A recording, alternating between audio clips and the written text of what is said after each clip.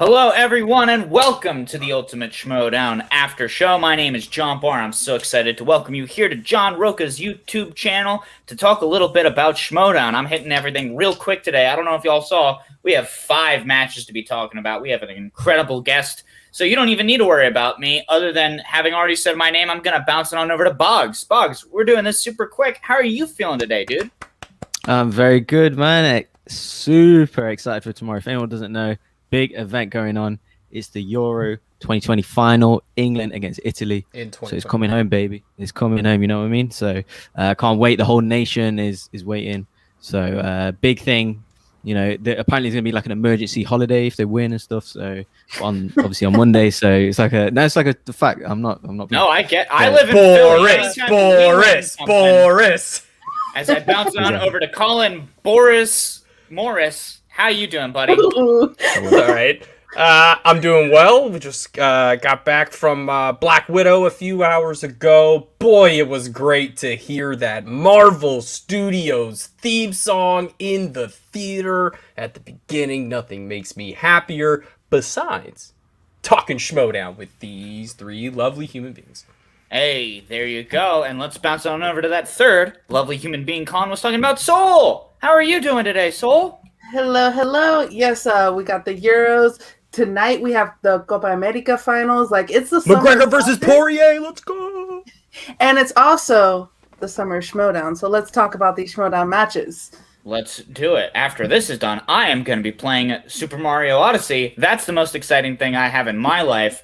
But If you want to hear about all of the exciting things happening in the Schmoedown world, in the outlaw John Rocha world, or if you just want to talk to us a little bit more beyond just this little window that we have, a great way to do that is to join the Patreon, patreon.com/John Rocha. If you also want to be a part of this show, as you've seen, sometimes we pull in patrons from the Discord, whether they have questions they've written out or just want to join our real-life faces. You can also send us some Streamlabs at the URL above, as well as Super Chats, which you can do right on over in that YouTube live chat sidebar. I'm pointing the wrong direction. There we go. I keep forgetting it's not mirrored.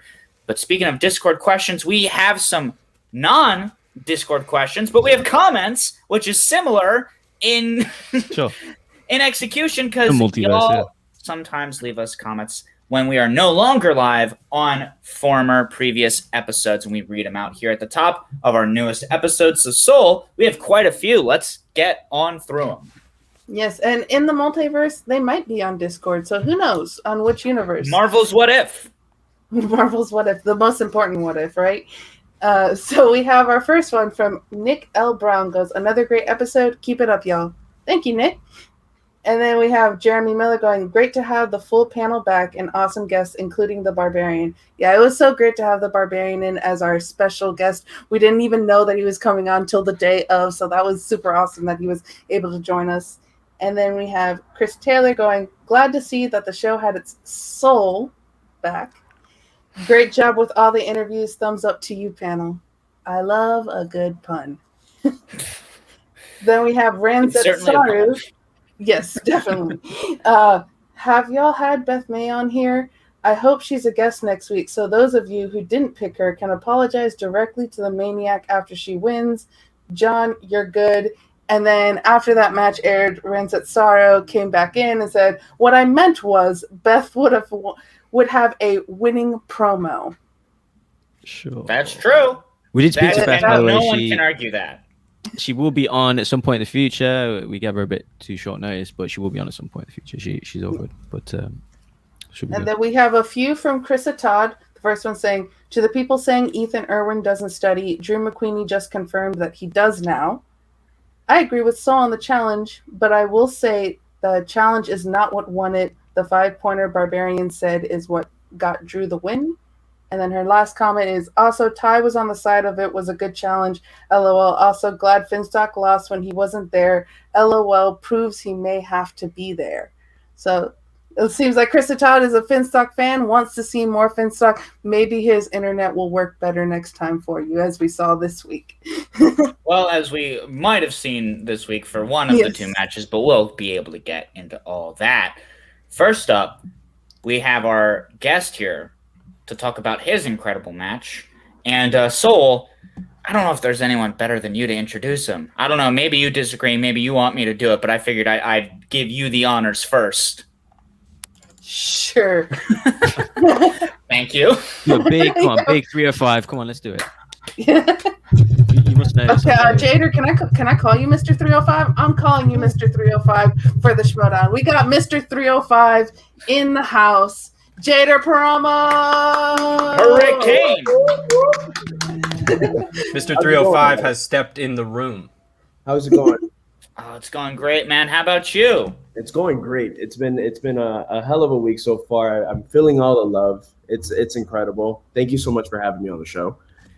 Of course, man. Happy to have you on to talk about a great match. I mean, you already got really put up against the heat against Janine the Machine earlier on in the season. And then you got tossed Eric Zipper. Hello, Peggy. How you doing? Dennis in the building. That's my girl. Oh, man. Yeah. I mean, how's it been? Let's start with that. Obviously, this show has been happy to have on multiple members of the Den. It's an all-time lovely faction of people. So what's it been like this season? Obviously, having a home to start off the season with and sticking with it. Just like that, you nailed it right now. It's home, right? And that again, that's not a knock to any faction that I've been in. It's crazy to say it's my second season, been part of 3 factions already, right? But I obviously started off with the Suspects. The Suspects, my time there, obviously that's where I met Janine. Janine was fantastic. This was BC. This was before COVID. So Sam was a very busy individual, so I didn't have my one-on-ones with him or anything like that. It was like the other members of the official members and unofficial members of the Suspects helping us out, right? And that was great. Then obviously bounce to the Droogs, and the Droogs is just besides Ken and Hannah, there was no and Warfather. That's someone, let's quick little hashtag justice for Warfather, because he's such a lovely person. Eric is such a great person and such a great character that I remember he recorded his match against Claudia Dolph the same night, the only night that I was able to record an in-studio match, and his character is just so great. He was just a great person.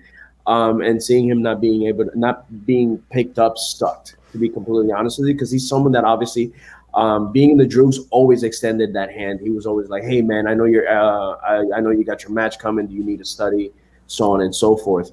But I don't know if you saw there you go. I love it.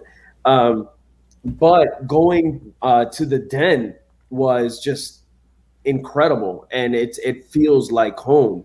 It doesn't matter how busy an individual is or how life happens. I know I wish I could say that I eat, breathe, and sleep Schmoedown, and most of me does, but I do have a life outside of it.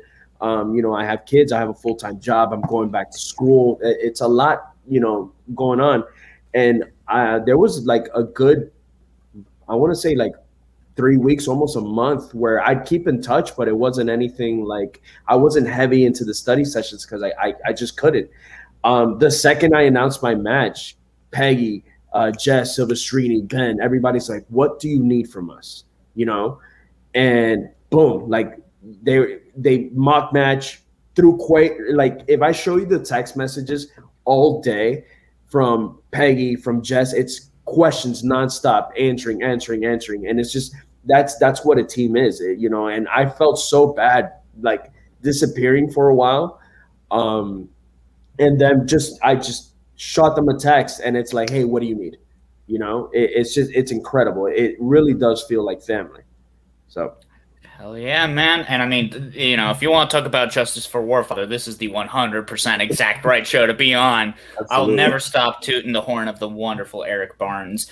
But someone similar to Eric Barnes, at least as far as being pretty universally beloved as a personality, someone that you can never really hate, is, of course, your opponent, Eric Zipper, where you and Kate were saying it yourselves, in the pre and the post game, nobody wants to watch Eric Zipper lose. At all. It was so crazy because I was fiending for a second match. I was pissed. I was honestly pissed. And, Janine knows. I talk to Janine all the time. And I'm like, I can't. She got me on a category that I'm good at. I love horror films.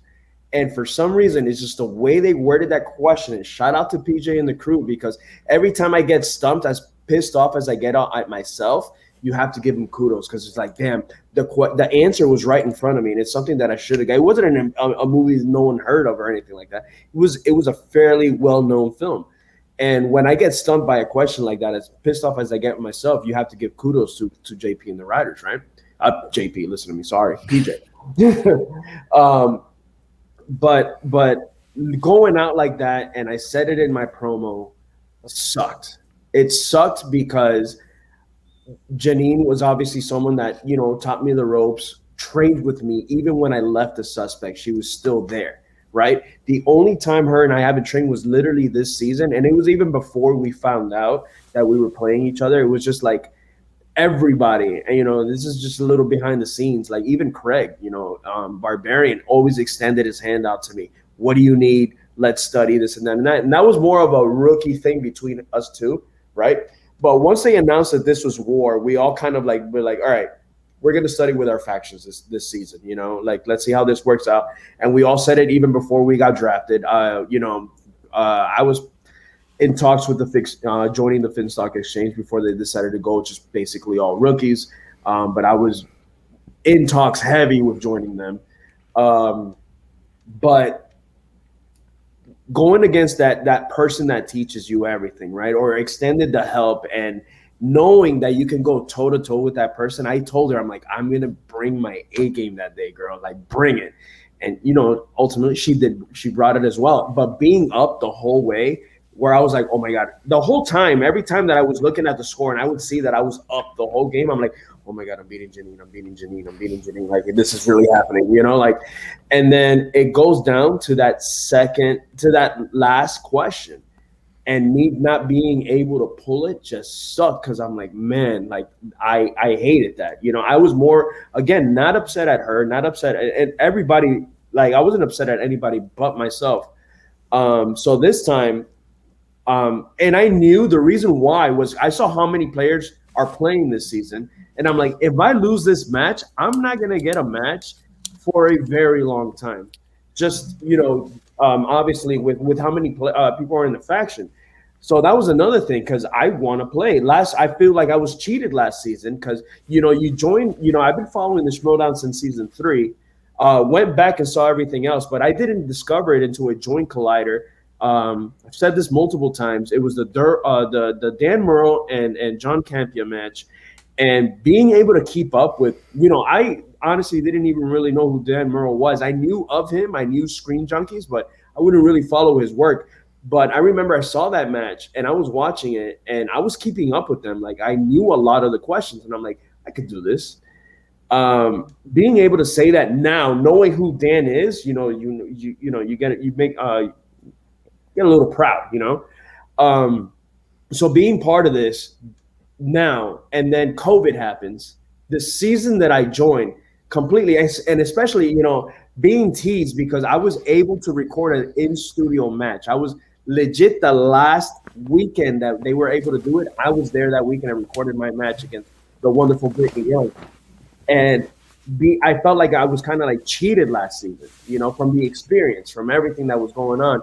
So this season, going against Janine and seeing that I was, if I lose, I'm not going to see a match for a long time was all that was in my head because I want to play. And, lo and behold, it happened. That's exactly what my match was with Janine was in March. It was one of the it was, I think, maybe the 4th or 5th episode of the season. And then you don't hear from me again till July.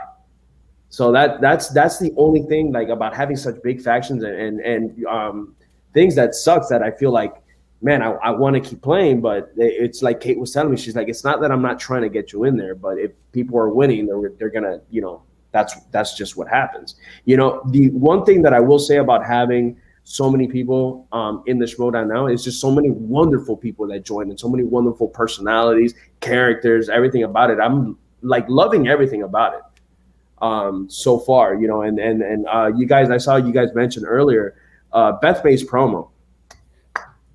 Like, I look at my promos and mine are so simple. I just, kind of turn on my TV in the background and say what I got to say and get out.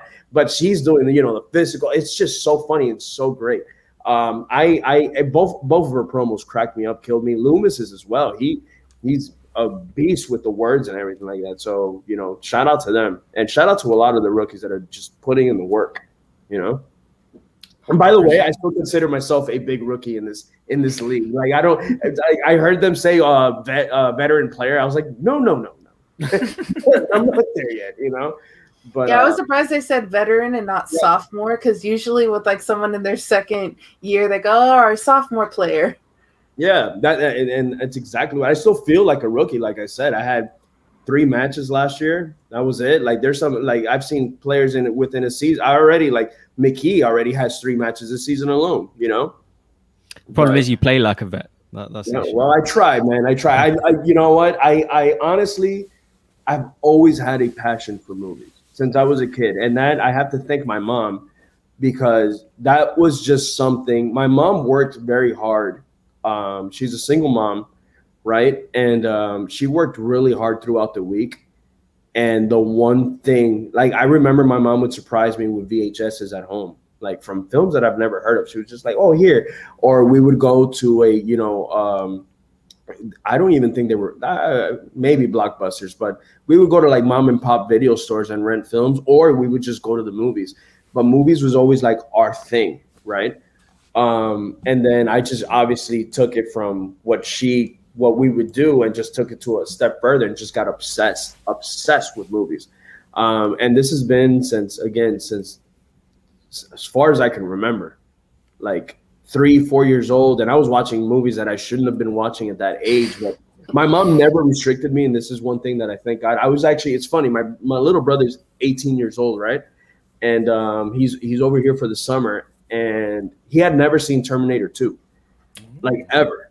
And I saw that movie in theater. Like, I was, I think, like 5 or 6 when that movie came out, right? And I'm like, "You've never seen this?" He's like, "No, dude, I've never seen it." And I showed it to him. Like, it was the anniversary not too long ago. And he like, movie ended, and I looked at him, and he's like, "Dude, what the hell did you just show me? This movie's amazing." He's like, "That came out in 91. I was like, "Yeah, man." I'm like, "I saw that movie with mom." He's like, "Mom doesn't take me to do shit, man."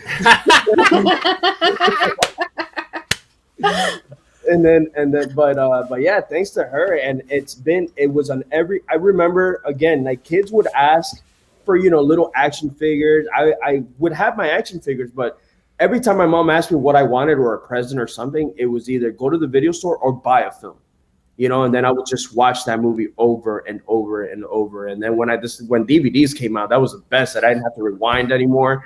It was just incredible. But honestly, this journey, I have to thank her. That's why in my first episode, I said, I wrote "Hi Mom." It was like a subliminal to her, knowing, like, and I told her, I'm like, some way, somehow, because I told her about this show a long time ago. I'm like, I'm going to get on that show. I don't know how, but I will get on that show. So it was kind of like my, hey, thanks for introducing me to film, Hey, look, Mom made it. And I will say, I was in Orlando, and I actually got to meet you in Orlando there. I don't know if you remember. And I said so many people. So many people that night. I was talking to, who was I talking to? It was Jess, Silvestrini, and Pegs. I was talking to Peggy, and I was telling her, yes, Peggy, 100%. But I was talking to them saying that even right after I won my match in Orlando, right, I was a fan. I was there to see, Rocha. Rocha, so I've told him this. I met him in Orlando, and I told him how obsessed I was with the outlaw character, just because it was, for me, he was the first. That's why they had the documentary, right? He was the first character, in my opinion, and he's the one that took this shit to, like, another level. And I remember he was sitting in front of Dan. We met up at Ale House afterwards, and I did not want to bother them.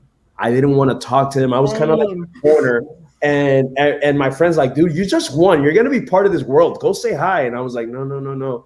And then I saw that they finished dinner, waited like 5 minutes, and then approached both of them. And I was like, "Hey, man, I'm a big fan." They're like, "Oh, congrats, you're the winner," and they were great about it. But before that, leaving the venue, people were, how does it feel? Oh my God, you're part of the Schmoedown, and like taking pictures. And I was like, this is fucking weird, man. Like, Yeah. Immediately, like, yeah. But it was just so many people, and it's just one thing that I have to say about this community that I absolutely love. Because as a fan, I can't say that I was ever involved in the community. I wasn't. I would watch the matches on YouTube. I'd follow each competitor individually. Like I'd follow, John Rocha on Twitter or Dan Merle on Instagram, Christian Harloff, Mark Ellis, et cetera, et cetera, et cetera.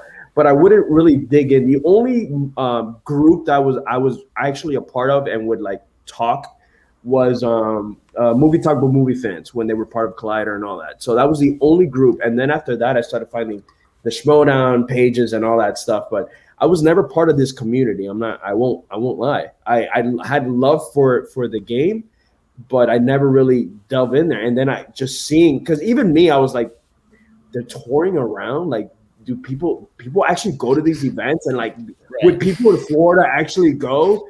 And when I saw that Orlando crowd, I'm like, holy shit, like incredible. And then again, walking straight out of the venue right after the event was over, people were, talking to me. And I remember, like, specifically, I do remember meeting Kelsey and Mag Daddy, like, and Alex. Those are the I was with them. So that was that. I remember that immediately.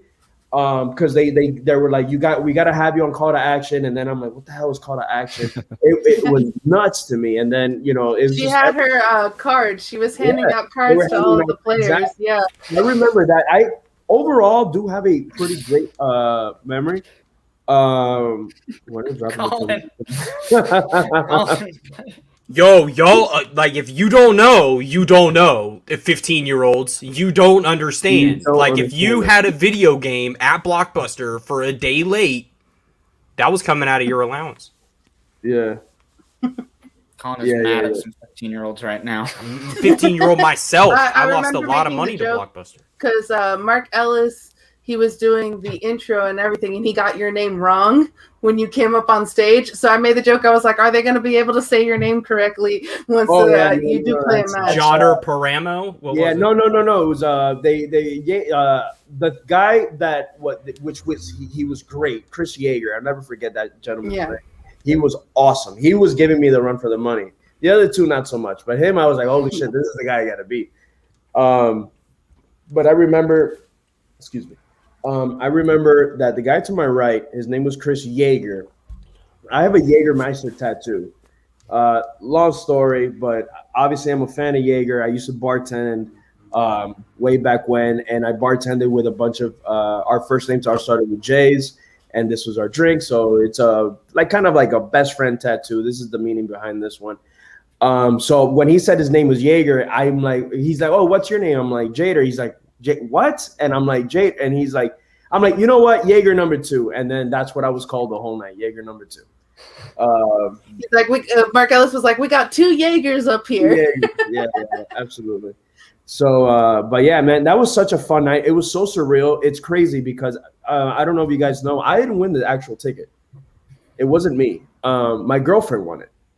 And she told me she was going to win it because I was being such a pessimist the whole time, the whole way up. She was saying that how she's like, this is your shot. I promise you, I know you're going to get up there. Oh, thank you so much. But yeah, she was telling me the whole time, and she goes, you know what? You're absolutely right with that freaking attitude. She said the other, but she's like, you're not going to get anything. That must have been a happy 4-hour drive. Oh no, it was great. It was great. I mean, I was so pumped. I was so excited to see this. I was honestly a pessimist. I'm like, there's no way in hell I'm going to win this, but I'm excited because I hadn't seen the Schmoedown for some time. I had let it go for a couple months. I want to say like 6-7 months. And I did a quick recap on who was playing. But I had been kind of lost in that world. Again, life happens, you know? And then I told her, because I would even play the game like on the phone, on the iPhone, right?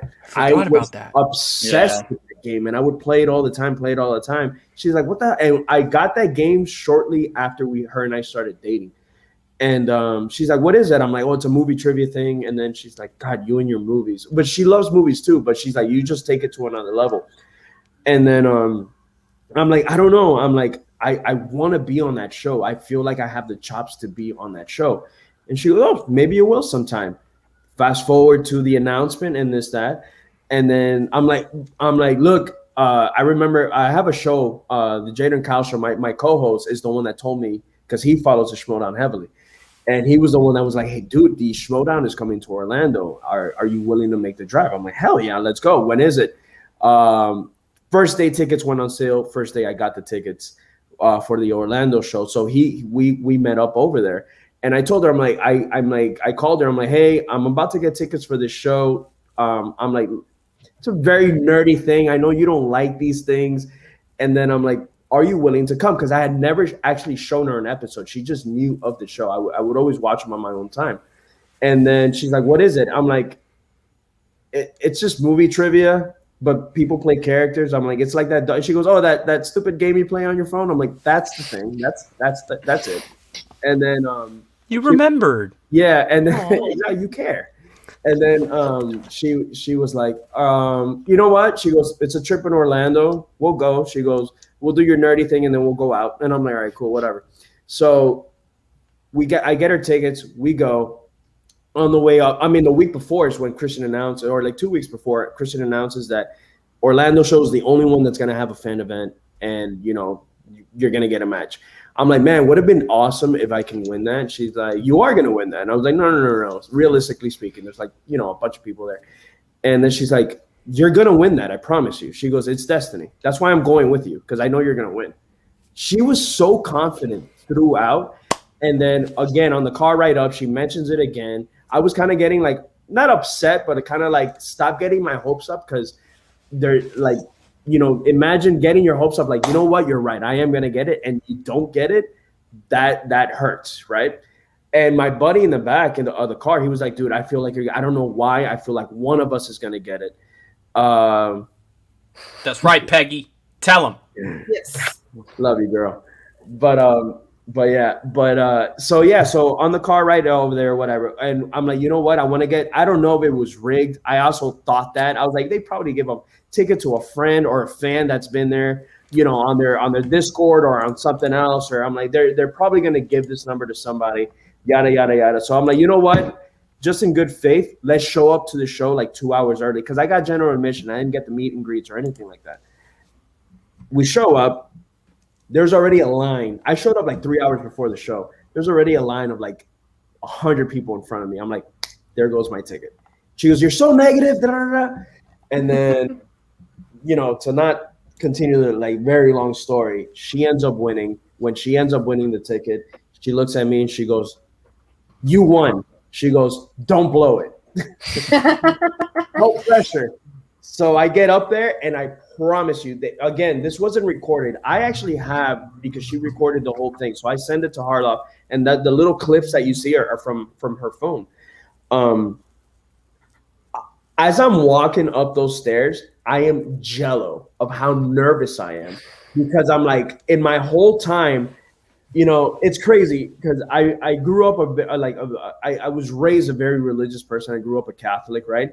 But growing up, while I was growing up, I was kind of like I questioned religion a lot, and for some reason, and it's something that my mom hates that I do. I'm like, please God, like she's like, oh, when you need him, right? And then I'm like, don't let me blow this. I'm like guide me to the right answers. Like I actually got pretty religious because I wanted it so bad. And I'm like, this is my shot. Like you're getting a chance of a lifetime. You know, I don't think. And this is me being realistic now, right? I don't think, you know how they just had a bunch of fans sending videos right now and being able to join and all that. I don't think I would have made the cut. I'm very like, I'm a serious person. I am a goofball when I'm comfortable, but putting a video in front of me and telling me to, you know, give me a character, I don't think I would have came up with that. The reason why this works out so well for me is because I'm a fan. Like that's my character. I'm playing myself. I'm being me. So being able to put under that pressure, that's why I give my applause to your Beth Mays and your Barbarians and your Lomises and every character that we've gotten so far, be the Ranger, all these I'm naming half of the Finstock exchange, but having these characters are because I'm like, man, that takes a lot of skill. It's not just the trivia. I feel a little more loose but if you tell me to put that like under pressure like that, I was like, oh, I don't know what to do. That's why Guy did most of the talking during my first promo, because I froze, but ending up winning it, it's just been such a surreal ride, and it's been an incredible journey.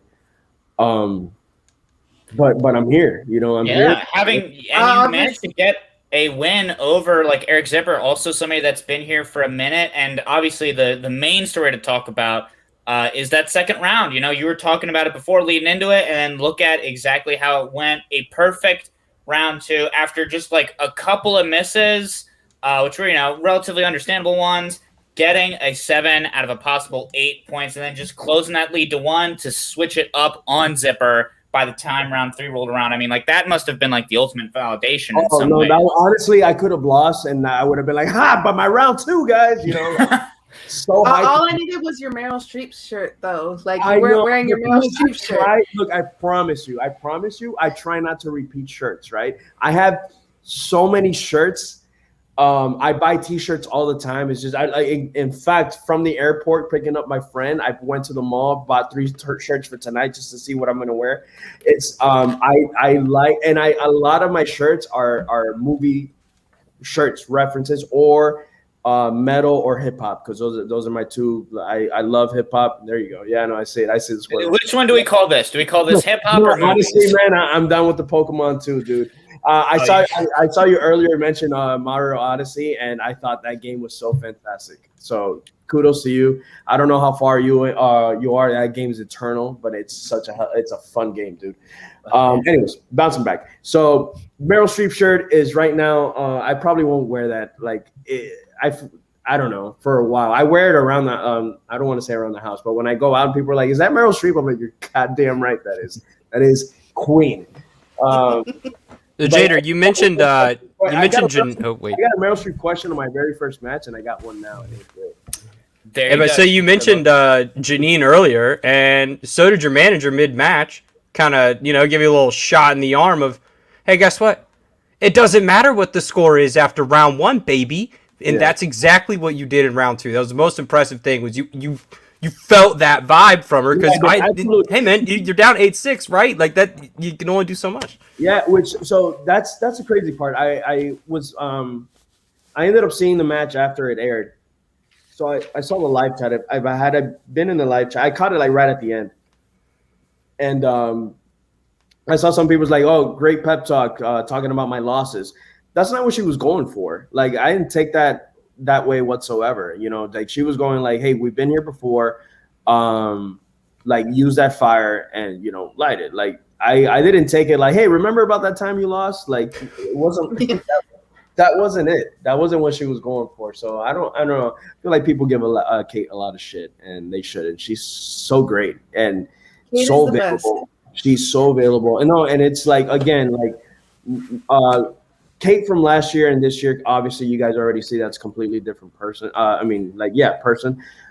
But Kate manager and behind the scenes, Kate she's just fantastic. It's whatever we need. Like, she even told me, she goes, hey, are you ready for the Zipper match? I know you've been studying for school. I know you haven't been watching movies and this and that and that. And she goes, if you're not ready, if you're not comfortable, we'll push it. What do you need? And then she goes, but just know, I know you've been wanting this moment. I'm like, Kate, I'm not passing up an opportunity to play. I'm like, it is what it is.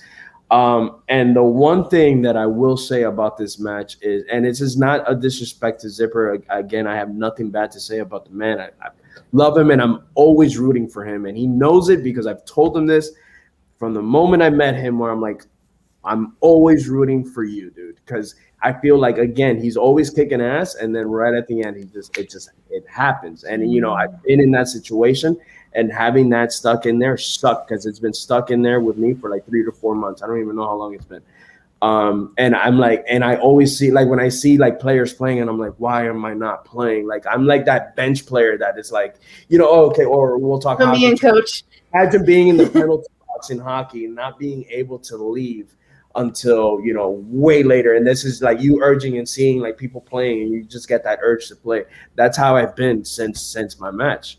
So I told her, I'm like, I'm just going to go in there and have some fun. And that was honestly like the mentality going in, having fun. I'm not going to stress. And it's not, how do I say this? I feel like I am a caliber player, right? I feel like I got the chops. I've made even mistakes with me. This game alone, I made a mistake where I was dwelling on a question that I had already passed and I didn't hear my other question with Denzel Washington. I would have gotten that on a repeat 100%. I have no doubt in my mind. I was afraid to use my other repeat on a round one question just in case I needed it in the future. So I took the L. All I heard in that question was what famous actor and pilot? Because I was like, how did you miss Colin Firth? How did you over and over again? And she saw it. And she told me, she said it on the private chat in the match where she's like, stop dwelling on the other question, listen. And when I looked, it was one of those where I'm like, I don't have it. I heard the question on air, like afterwards, and I'm like, I'm such an idiot. I'm like, who does, it was, and I can name all three films that they mentioned. They mentioned Malcolm X, Training Day, and Flight. Like, I know exactly what they were talking about. And it sucks. And that's something that you shouldn't do. And and it's crazy because you know how people ask for advice. It's called like an asshole. When you ask for an advice and you don't follow the advice anyway. I always tell people, if you miss the question, just move on to the next one and listen to it. There's nothing you can do to change that question you missed. And I did that because I'm like, I should have gotten Colin Firth. Like, completely should have gotten that. And I didn't, and I was still dwelling on it, and I missed the second question. So going into round 2, 2 points down in the league now is scary. Sometimes that's all it takes. Even missing the bonus question is crucial. So going in there, she knocked me out of it. Round 2, when I hit the round 2 courtroom dramas, it's something that I had studied for. Not a wheel slice, but something that I was closely paying attention to. Thank God that I had Thomas Harper in my team because he's the one that was just drilling me with those questions. And funny enough, one of those questions came up. There were one of those questions where nice. Yeah, and I love when that happens because it happened with my match with Janine, and it's happened over and over. Like we've thrown and same thing happened with him. He mentioned it on Schmoe the Money show last night, where he mentioned that he won. I forgot what match it was. I don't know if it was the Gold Leader match or the Ace match, where he won the match because of a question that Rachel asked him, and if she hadn't asked that question, he probably wouldn't have remembered. So that's one thing. I also want to shout her out.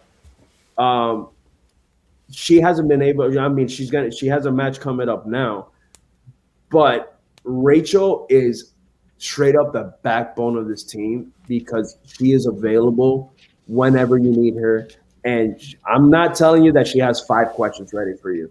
She's like, what do you want to study tonight? Or you want to study courtroom dramas? She'll have 60 questions, 70 questions ready to go. She's like, you tell her at 1 p.m., by 6 p.m. you have those questions, and it's just the type of, that's honestly, she is like our trainer in that team. She's ready to go at all times. Peggy is following in her footsteps. Peggy's ready to go as well. Jess, same thing. Well, hey, what do you need? There you go. So big shout out to Silvestrini, man, because she is legit like this shit. Whatever you need, she's there. Oh, what do you got? You got this? Oh, you want to study? How do you feel about this category? Oh, I'm kind of weak in that. All right, let's get you up. And courtroom dramas is so many films, so many. It's such a very broad category. I wasn't, again, not that I had a chance to spin away from it. Even rom-coms. I almost kept rom-coms because I'm a sucker for those films. The thing was that I'm like, all right, that's been spun a bunch of times. You know, they might mention something, I don't know. And I'm like, if I get it, I get. That's why I said, I'm like, if I get it, I get it. If I don't, I don't. And then when I got courtroom dramas, I'm like, this is more like it, because we were studying, you know, and you know, the rest is history. We saw what happened. And witness of the prosecution is something that I needed to hear. You know, once like I was like, I know this, and the name wasn't coming to me, and I'm like, I gotta go multiple choice, and I didn't want to. I literally wanted to get like all of them, and then once I heard the name, I'm like, it's C, you know, but. Hey, you know, it happens. You still came out with an impressive victory. All kudos to you. Soul, we're going to bounce on over to some Discord questions, folks. If you're a member of John Rocha's Patreon, you can write in some questions for our wonderful guests, like the folks that Soul is about to read from now. Take it away, Soul. All right, first we have from Drunken Prayer, which I actually want to know this question too, because I love Kate, and she is hilarious. Because how much fun is it having Kate as your manager? It feels like it would be hard not to constantly crack up around her. Both Kate and Winston in this match, like I was dying on the floor laughing.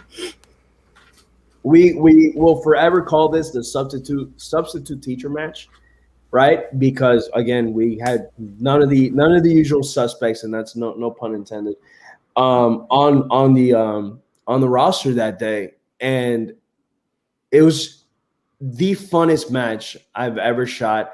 And I don't want to say like there was no stakes. There were stakes obviously involved because we both needed that win, both S.W.A.G and myself personally in the den. But it was just such a fun match, and having Kate cracks me up all the time. Like it's impossible, you know, and I'm a very like, you know, straight edge guy, but it's insane with her antics and her like pumping us up, and the way, you know, I ride for Jader every time. And then, you know, I told her she was the next member of the Wu-Tang Clan because she started rhyming and all that stuff. Like all that, man. She's again just an incredible human being. And the moment I realized that was the day I lost to Tom against the Den. There was a big debate behind the scenes. She's been very public about this, where they wanted to challenge me on the question of who directed Sin City. I only said Robert Rodriguez. He mentioned every single director on there. It could have been challenged. In retrospect, I know it could have been challenged because I have the Blu-ray, and when I looked at it, it indeed says directed by Robert Rodriguez and Frank Miller. I always thought it was Robert Rodriguez. I knew Frank Miller was involved, and I also knew that Quentin Tarantino shot the scenes with Benicio del Toro in it. So, you know, it could have been challenged because of his character. He couldn't, you know, because of the Tom character. It was kind of hard for him to speak out, you know, and that's one of the things that happens with the digital with the digital era, you know. And so that day, you know, she was kind of like, you know, it got heated behind the scenes. It really did get heated. And, you know, obviously we saw what happened. They did the challenge. Nothing was challenged. It was like 2 questions later where she's like, I want to challenge that. They're like, well, it's too late. Yada, yada, yada. I was honestly, and I'm always like this. If I'm going to win, I don't want to win on that technicality where it's like, not that it mattered because I obviously lost, but I don't want to be like, oh, had I challenged that, I would have won the match. I'm not that type of person. And again, and I said it at the end of this interview, I don't fear anybody in this league, like at all. You put me, you know, and this is not a shout out and not like I'm better than you, but I'm gonna give you a match at least, you know. But you can put me tomorrow. You tell me, hey, I'm gonna go against Collins. I'll prepare myself, but I won't back out. Which I heard recently players do that. Some people say, I don't want to play that person, and you know they won't play them. I've never said no to anybody. Anybody they put in front of me, I'll play them. But Kate, after all that, after everything, I lost. You know, it was a heartbreaking match because I felt like had I not gotten 80s, obviously, it would have been a different story, I feel, because I was going in with the heat because I did study hard. I knew who Tom was, right? And Kate, after all that, saw how I played, reached out almost immediately after that match and was just like, you are one hell of a person. She goes, you did not lose your cool. You didn't disrespect anybody. I even asked them, if you need to give me a new question, I'm cool with that, you know? And they ruled it. They're like, you know what? That was 2 questions ago. It's not fair for you. It's not fair for anybody. If they needed the challenge, it should have been said earlier, but not 2 questions later, you know? And she's like, you handled it like a gentleman. And I play all my matches that way. I don't like talking shit about anybody because you never know what kind of day you're gonna have, you know. But she just poured her heart out in a text that she didn't need to do. She didn't know who I was. We're not in the same faction. It's fine. You got the W, you know. At the end of the day, you wanted a challenge. Fine, you could have challenged, but I felt like if I would have won, it would have been a different story. But she didn't have to, and she reached out, and that was the beginning of our friendship. That was literally how we started. And then after that, she started following me. You know, on my social media, I put mostly pictures of my kids. You know, she'll comment here and there, and that's how it began. Until this day, she's like, just the way you handled yourself that situation, and playing as hard as you did. She's like, I needed you on my team, and you know, so short answer was, she's fantastic and she cracks me up and she's a ball to be around. But it was more than that, just the way she was, to be honest with you. And just, she didn't need to do that. Just shows a lot about the type of person Kate is, and we'll ride for her whenever she needs. Hell yeah, there you go. I know we only have you for a few more minutes. We got some time. Don't worry about it. Oh, excellent. Great. Yeah. So what is the next Discord question? All right. So Gift Taylor wants to know, what's the worst movie you've ever seen? Oh, my God. Worst movie I've ever seen. I don't know, to be honest with you. I know Last Airbender. Great answer. That's pretty Facts. bad. That's Great answer. No one can say anything good about that movie at all. That it ended. You can say that it ended. So I got one. It's not the worst movie I've ever seen. So I started reviewing films like for a website 2016, right? And the first movie I ever reviewed was The Conjuring 2, which I loved. And I remember that they're like, hey man, there's a little indie film, and I get shit for this all the time. A little indie film that's coming out. We need you to review it. Can you do it? At the time, I was like, whatever is gonna get my ass to the movie theater and watch a brand new movie, and then I gotta write about it. Hell yeah, this is a dream come true. I'm like, yeah, I'll take it. I see this movie called The Neon Demon. I don't know if you guys have seen The Neon Demon. So there's a lot of people that this movie has hype. There's a lot of fans of this film, and I'm just not one of them.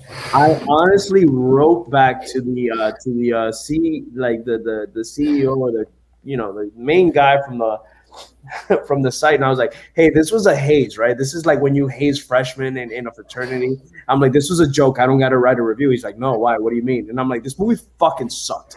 And then he's like, no, dude, whatever. I really didn't like that movie. I felt like it was very confused on what it wanted to be. It's not the worst movie I've seen. I want to say it's the worst movie I've reviewed, right? I always like to. I'm one of those reviewers where I'm not as nitpicky with certain things, right? There's some things that are going to work for me, some things that are not, obviously. But that's just one of those movies that I just couldn't stand from beginning to end. It's one of those artsy fartsy films, which again, I'm cool with that, but it was just very. It didn't know what type of film it wanted to be. It wanted to be artsy. It wanted to be a horror. It wanted to be a drama. So Neon Demon, I'm just absolutely not a fan. You couldn't pay me to watch that movie again. Not the worst movie I've seen, but the worst movie I reviewed, and that's my final answer. There you go. Fair enough. Yeah. All right, and then our next question is from Malcolm saying, I know you love old school hip hop. Are there any newer acts you've been into?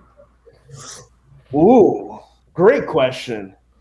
newer acts. How new is new? Yeah, define new. Yeah, define new, Malcolm. Because if we're talking like last 10 years, We're talking. I think J. Cole is. We just became best friends, baby. Yeah. So J. Cole, like off season has been played back and forth and back again since it dropped, nonstop. I have so much love for that man. I've seen him maybe like 5 or 6 times live. I've seen him 3 times for $1. Like the $1 and a Dream tours have been amazing. So everybody tells me, hey, Cole or Kendrick. Cole 100 times over Kendrick, in my opinion. Kendrick ain't bad. I love Kendrick. He's on the new Mount Rushmore for me. But Cole. I will say Kendrick live is great. Oh no, I've seen Kendrick live. I saw Kendrick. I saw Kendrick open for Kanye. When Kanye was losing his marbles, actually. But I saw Kanye during the Yeezus tour, which was an incredible show, to be honest with you. But I saw Kendrick open. Like I said, it's crazy to say that, right? I saw Kendrick Lamar open for Kanye West, and he was on set maybe like 30, 40 minutes, but he killed it. He had just released Good Kid, Mad City. He hadn't released To Pimp a Butterfly or Damn. Okay, so I saw him headline Bonnaroo, and he had just released To Pimp a Butterfly. So the fact that he went from opening for Kanye and then was headlining Bonnaroo the album later is on one album. Ridiculous. Exactly. Yeah, but, and I saw him in Nashville for Damn. So I saw him on the Damn tour. See, that's the one tour I wanted to go because To Pimp a Butterfly for me wasn't for me. I couldn't relate to that album. I understood what he was trying to say. It's just the album personally wasn't for me compared to Good Kid. It was like a big step. Like it was a sophomore slump for me. And then with Damn, he picked it up again. Yeah, completely. But that's if we're talking 10 years, right? And Childish Gambino, I gotta get him. Yeah, Gambino's dope. Jesus Christ, who I know they're like I'm getting like a block right now. Future. We can bounce it to the next question if that'll help you give some time to think as well. Marinate on it. I like Future. I like Future's hits. Like if I'm at a club or at a bar and they're playing some Future, I'm gonna be bobbing my head. But like to tell you that I personally have heard a full Future album from beginning to finish, I'd be completely lying to you. That's true. I will say I also I like Logic a lot. Love Logic. I think Logic is new wave.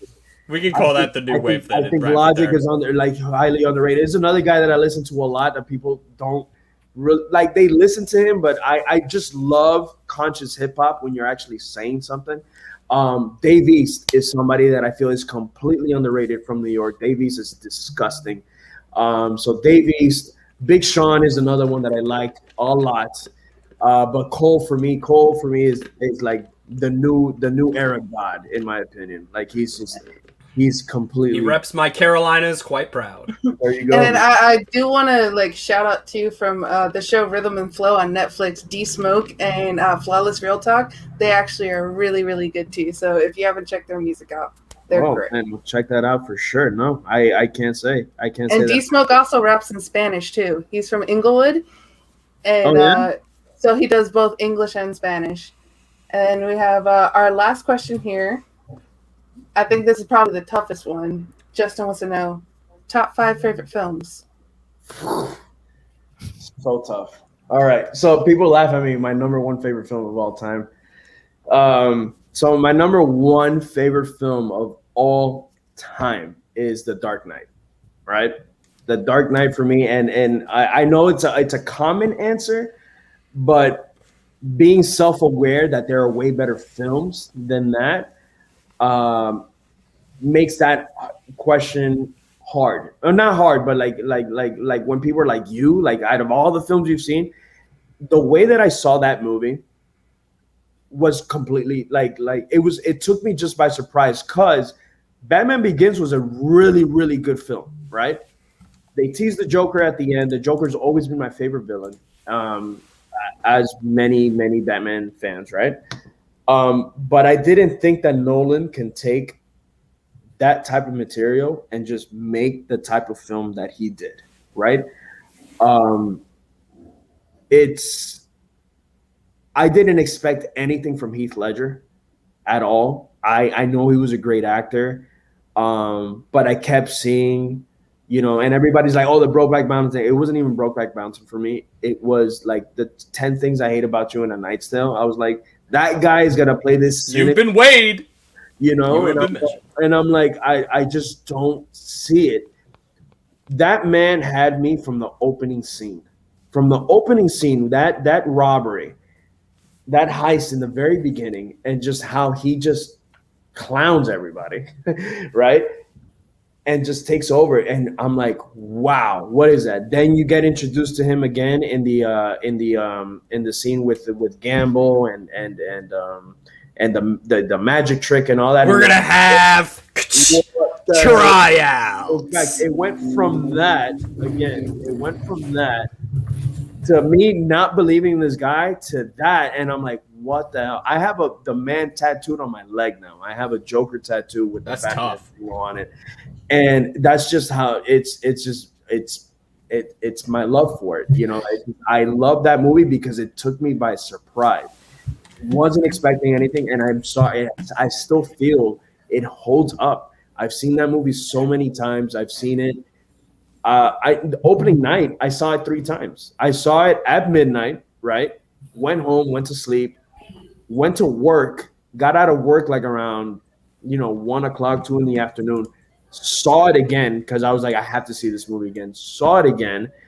Movie ended, got home, and then my mom was like, I'm like, Mom, again, bringing my mom back into this. I'm like, The Dark Knight is just one of the best movies I've ever seen. And then she's like, oh, I want to see it. I'm like, let's go. And we went to see it again. I saw it 3 times in opening day. I ended up seeing it overall, I think like 6 or 7 times in the theater. And I had never done, I think Spider-Man 2 was the last time I did that. And I saw Spider-Man 2 like 5 times in the theater. But I was just so mind blowing. But the movie that was dethroned, which is crazy because I know it's a better caliber film, was Goodfellas. Goodfellas was my number 1 film for a long, long time until I saw The Dark Knight.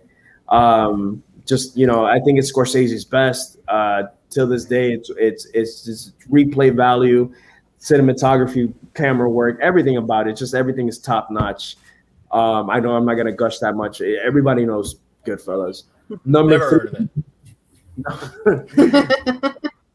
3. I can't just tell you favorite films. I don't have them all. I just know those are my 1 and 2. Those are usually 1 and 2. 3, 4, and 5 go in different order.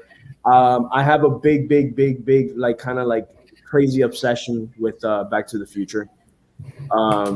Classic. And exactly like if you listen to like my favorite films are like all typical favorite films of all time and all that. But again, it was a movie I was obsessed with. Favorites for a reason.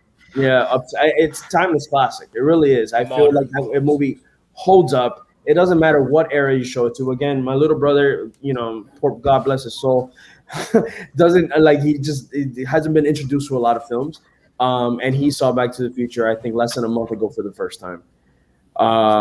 So that is definitely in my top. I'm a big Spielberg guy, so you're gonna hear his name a lot in my top 10. We're doing top 5, but he's a lot in my top 10. Jurassic Park is right behind that, or right in front of it, depending on the day you ask me. So I'm absolutely obsessed with Jurassic Park. As well, the original sequels kind of like fall by the wayside. I'm actually a big defender of Jurassic World. The first one's solid.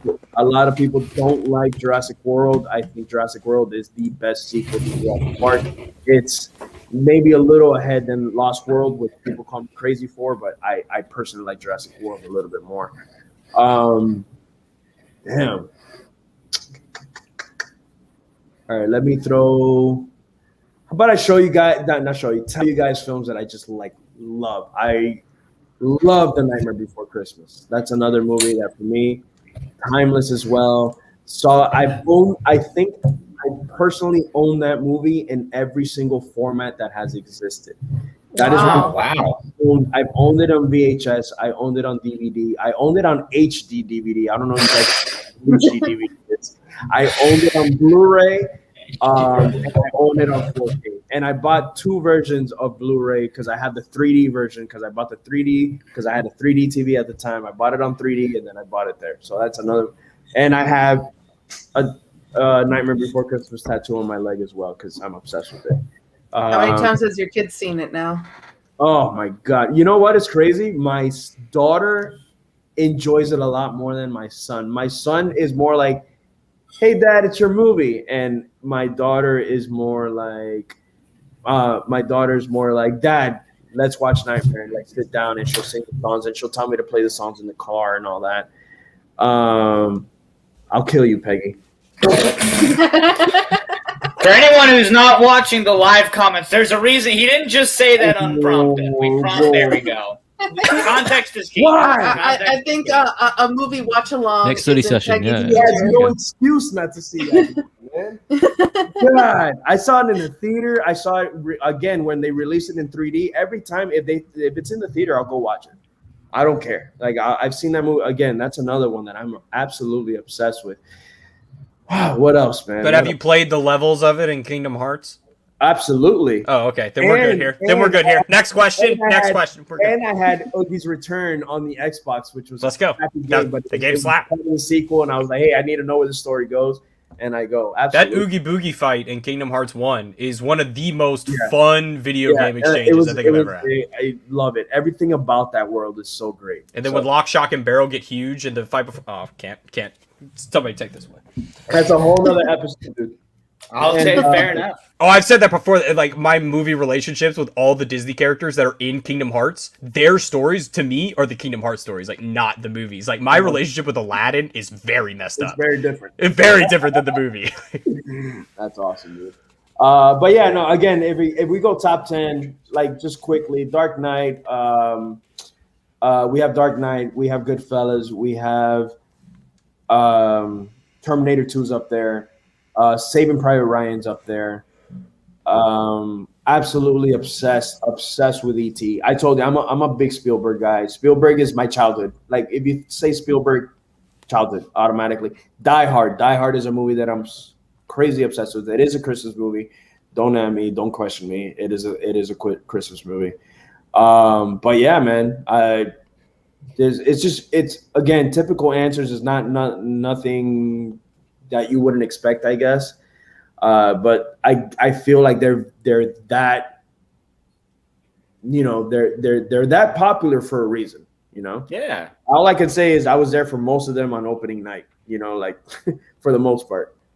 There you go. Fair enough. Jader, I will say we do have 2 other questions we could get to, but I know you. Yeah, fair enough. All right. Let's go. These you 2 guys got me a little bit more. Are actually going to be from patrons calling in live. Thank you all so much. First up, I believe we have the king of Brennan Nation, Brennan, reporting in for a question. How you doing, Brennan? Hello. Hey, Jader. Big fan. Big fan of yours, man. Congrats on your match. Oh, thank you very much. Ass, dude. You kicked ass. By the way, I admire your taste in movies. Thank you so much. Dark Knight is my number 4. Boom. See? That's an honor, man. I love it. Yep.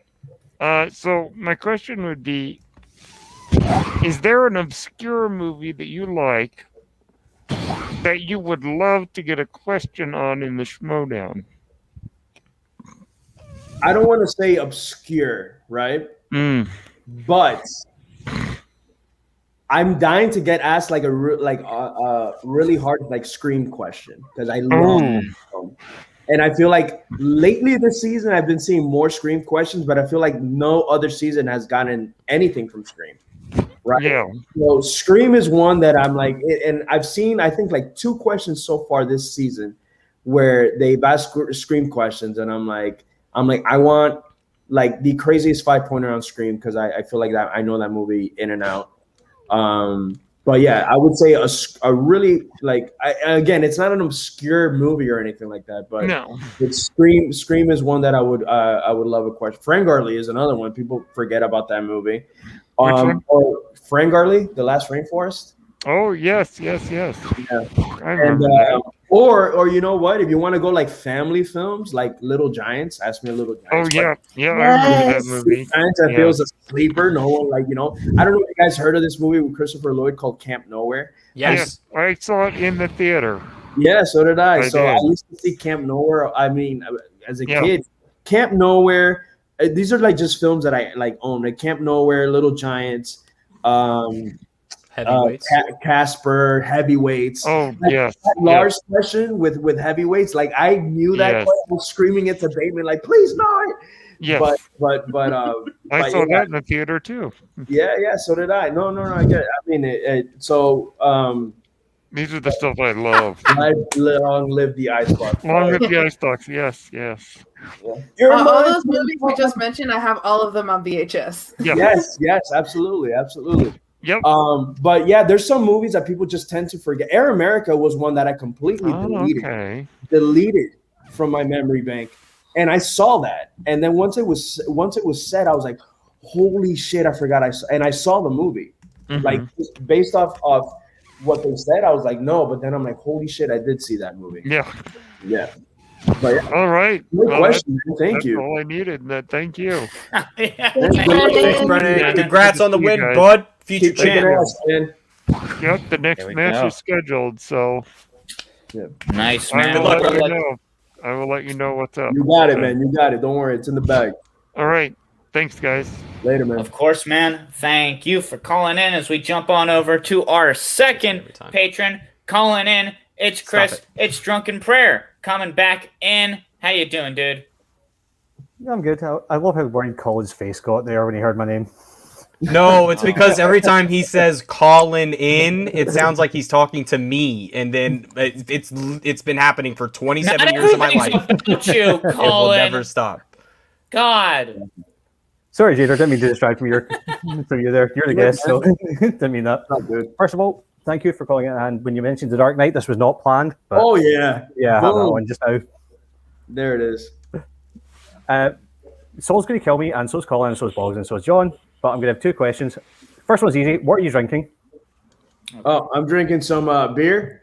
It is a blonde ale with guava called Havana. Oh, I've had that one. Very Miami, So beer. Cheers, guys. The second question is a serious question. Seeing as you're a horror fan, who's your favourite final girl / scream queen from horror? Scream Queen, man. Just you know what? Because she's still doing it, and I had a huge crush on her growing up. I know who you're going to say. Who is it? Let's go. Is it going to be Jamie Lee Curtis? Absolutely. Jamie Lee Curtis. Yeah. Yeah, dude. I prom night and obviously Halloween, and then seeing that she's still doing it. I think that new Halloween trailer, I don't know, it's been getting a lot of backlash. I think it looks great.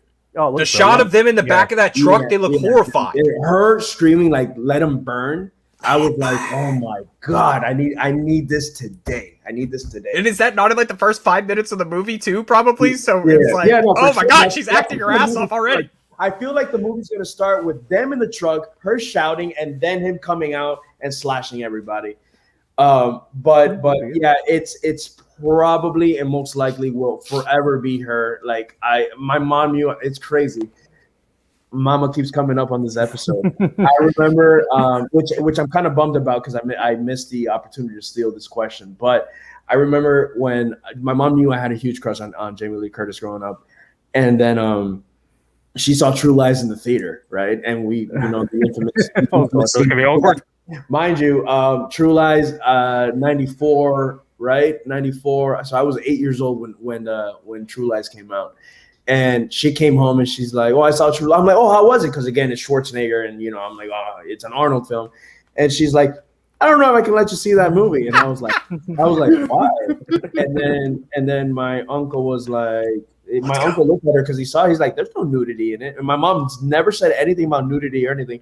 He's like, Yeah, but he really likes her in this. He really likes her, and I totally exposed him to that. And I remember I begged my mom to take me to go see that movie.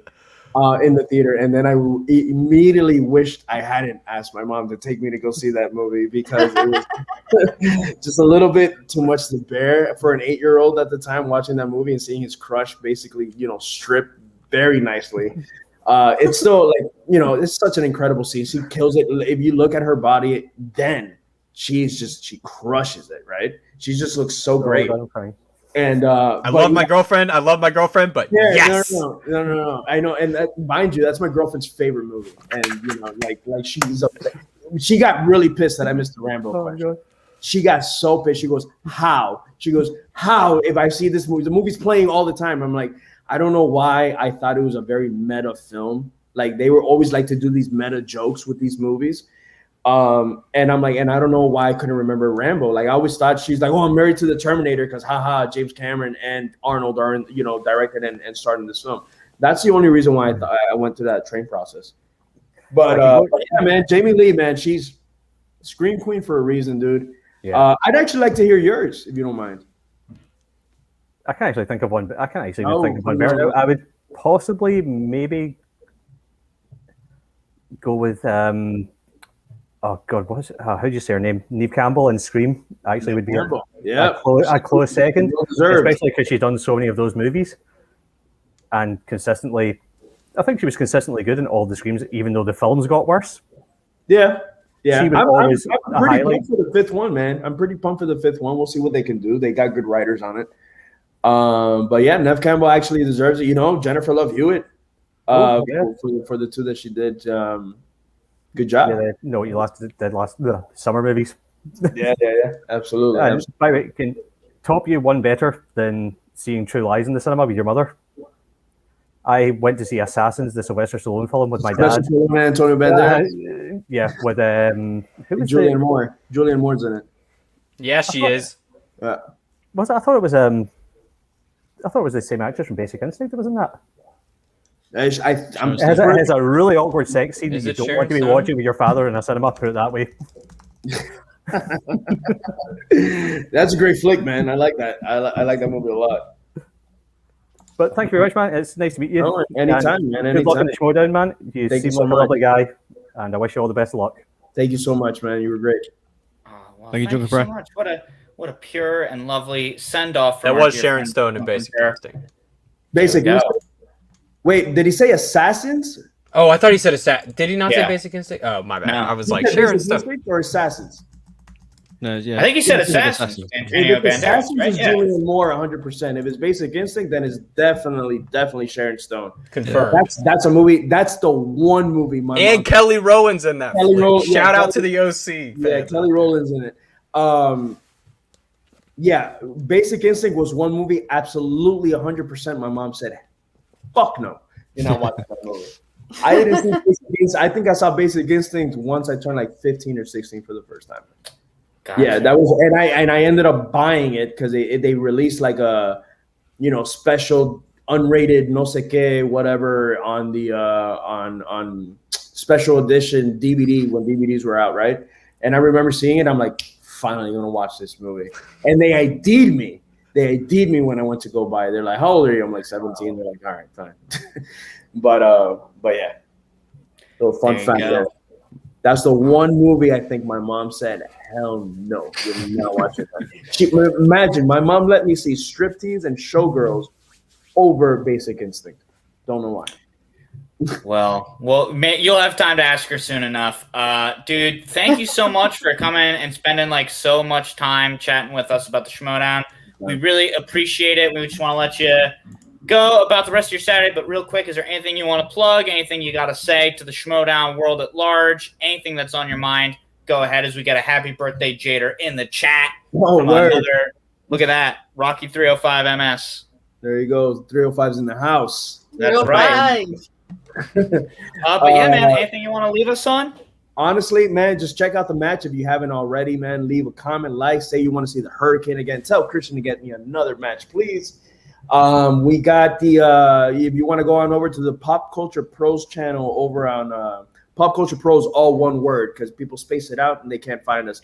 Pop Culture Pros, all one word. You can check out the Jader and Kyle show. I'm actually working on something with your boss right now, so Rocha might be jumping on very, very soon. Planning on having Rocha, JT, and Snyder for a movie draft with sports films. That should be the next episode. Trying to get everything scheduled together. Yeah, so check that out. But not, man, just, come say what's up, man. Facebook, Jader Paramo. Instagram, infamous J13. There it is. And Twitter, infamous J13. I'm not gonna lie to you guys, my Twitter game is very, very weak, as you guys can see. It takes me a while to jump in there. But just give me a shout. If you guys want to chat, man, I love chatting. I love talking to people. I love talking to fans. Whatever you guys need, hit me up on the messenger. Yeah, dude. Thank you so much. You have a lovely rest of your Saturday. Enjoy your birthday coming up. Thank you. Happy birthday, mine as well. Birthday's on Tuesday, but we're celebrating it tonight. Hey, Saul, if you're down to go, man, I'm going to Wynwood. Let's go. I'm down. Let's do it. Let's go. We're making connections, baby. I'm going to the Oasis. Let's go. Okay. Let's do it. Hey, you guys were lovely. Thank you so much for having me on, man, and thank you for your support. Of course, you, man. Good luck your next match as well. We're watching out. You guys have a great one. Yes. Labour. All right, go England. Yes, let's go. For Queen and Country. Eagles, they're not even playing So yet. we will need pictures if this happens. Yeah, take pictures. Goodness gracious. The very important tag in from Sean as we carry on the rest of the week. I'll say the only two things I wanted a real quick shout out to Eric Zipper as well. Obviously getting his first perfect round, as you mentioned at the top with that round one. And then, Air America. What a world. I want to bottle that Eric Zipper. excitement. His excitement at the end of round one. I want to bottle that, and I want to sell it at 7-Eleven and make billions. You combine it with Jader's round two, and you've got yourself a hell of a concoction. But Colin, I'm going to bounce it on over to you next because our next match to talk about is the Outsiders versus the Press Room, and I believe you very specifically wanted to cover this one. I would just like to say thank you for all of you for picking the Outsiders to win this match. This makes me look like a genius because the only reason I picked this Press Room victory is because of one man that the entire Schmoedown needs to keep an eye on, and that is the Carpathian. This man's season has been incredible, and it continued with a perfect round one, picking up the slack after Perri missed 5 out of her 8 questions, and sending the score to be 14-13 after Goddard misses the Roland Emmerich question. A little sneaky there with the Independence Day resurgence. Didn't list the original. And then Preston missing the big fish question. So 14-13 after round one. I'm going to throw it to Boggs real quick. Carpathian, man, do you think, can this continue?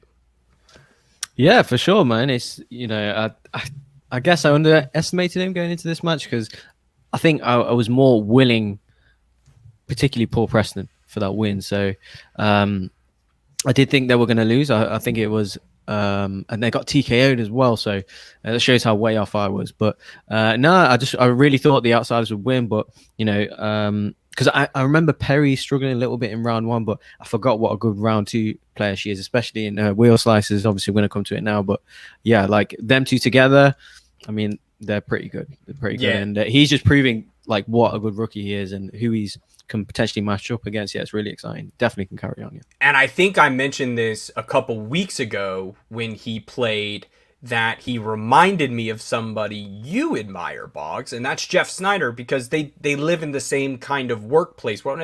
Easy there, John Barr. I have a reason. His plethora of knowledge based on his job, it allows him to just see so many different things. And as we get into round two, that comes into play. But first, the Outsiders spinning Tom Hanks and then being talked into it by their manager, I thought was an extremely bold call. It comes out and Kate's like, I think you guys are going to go perfect. Cool. They make the U-turn and they go with it. They miss the Forrest Gump, Curious George, multiple choice, but Press Room stole, getting an 8 out of possible 12 points. Going over to the Press Room, Spinner's Choice. This is where this comes in handy because Perri is the new release queen, and Carpathian now the king. These two combined, I think with the amount of press screenings they've been to, can probably figure out anything in the last 10 years. They go 11 for 12. Perri with the Clancy Brown pull. Unbelievable stuff. I'm going to throw it over to John Barr.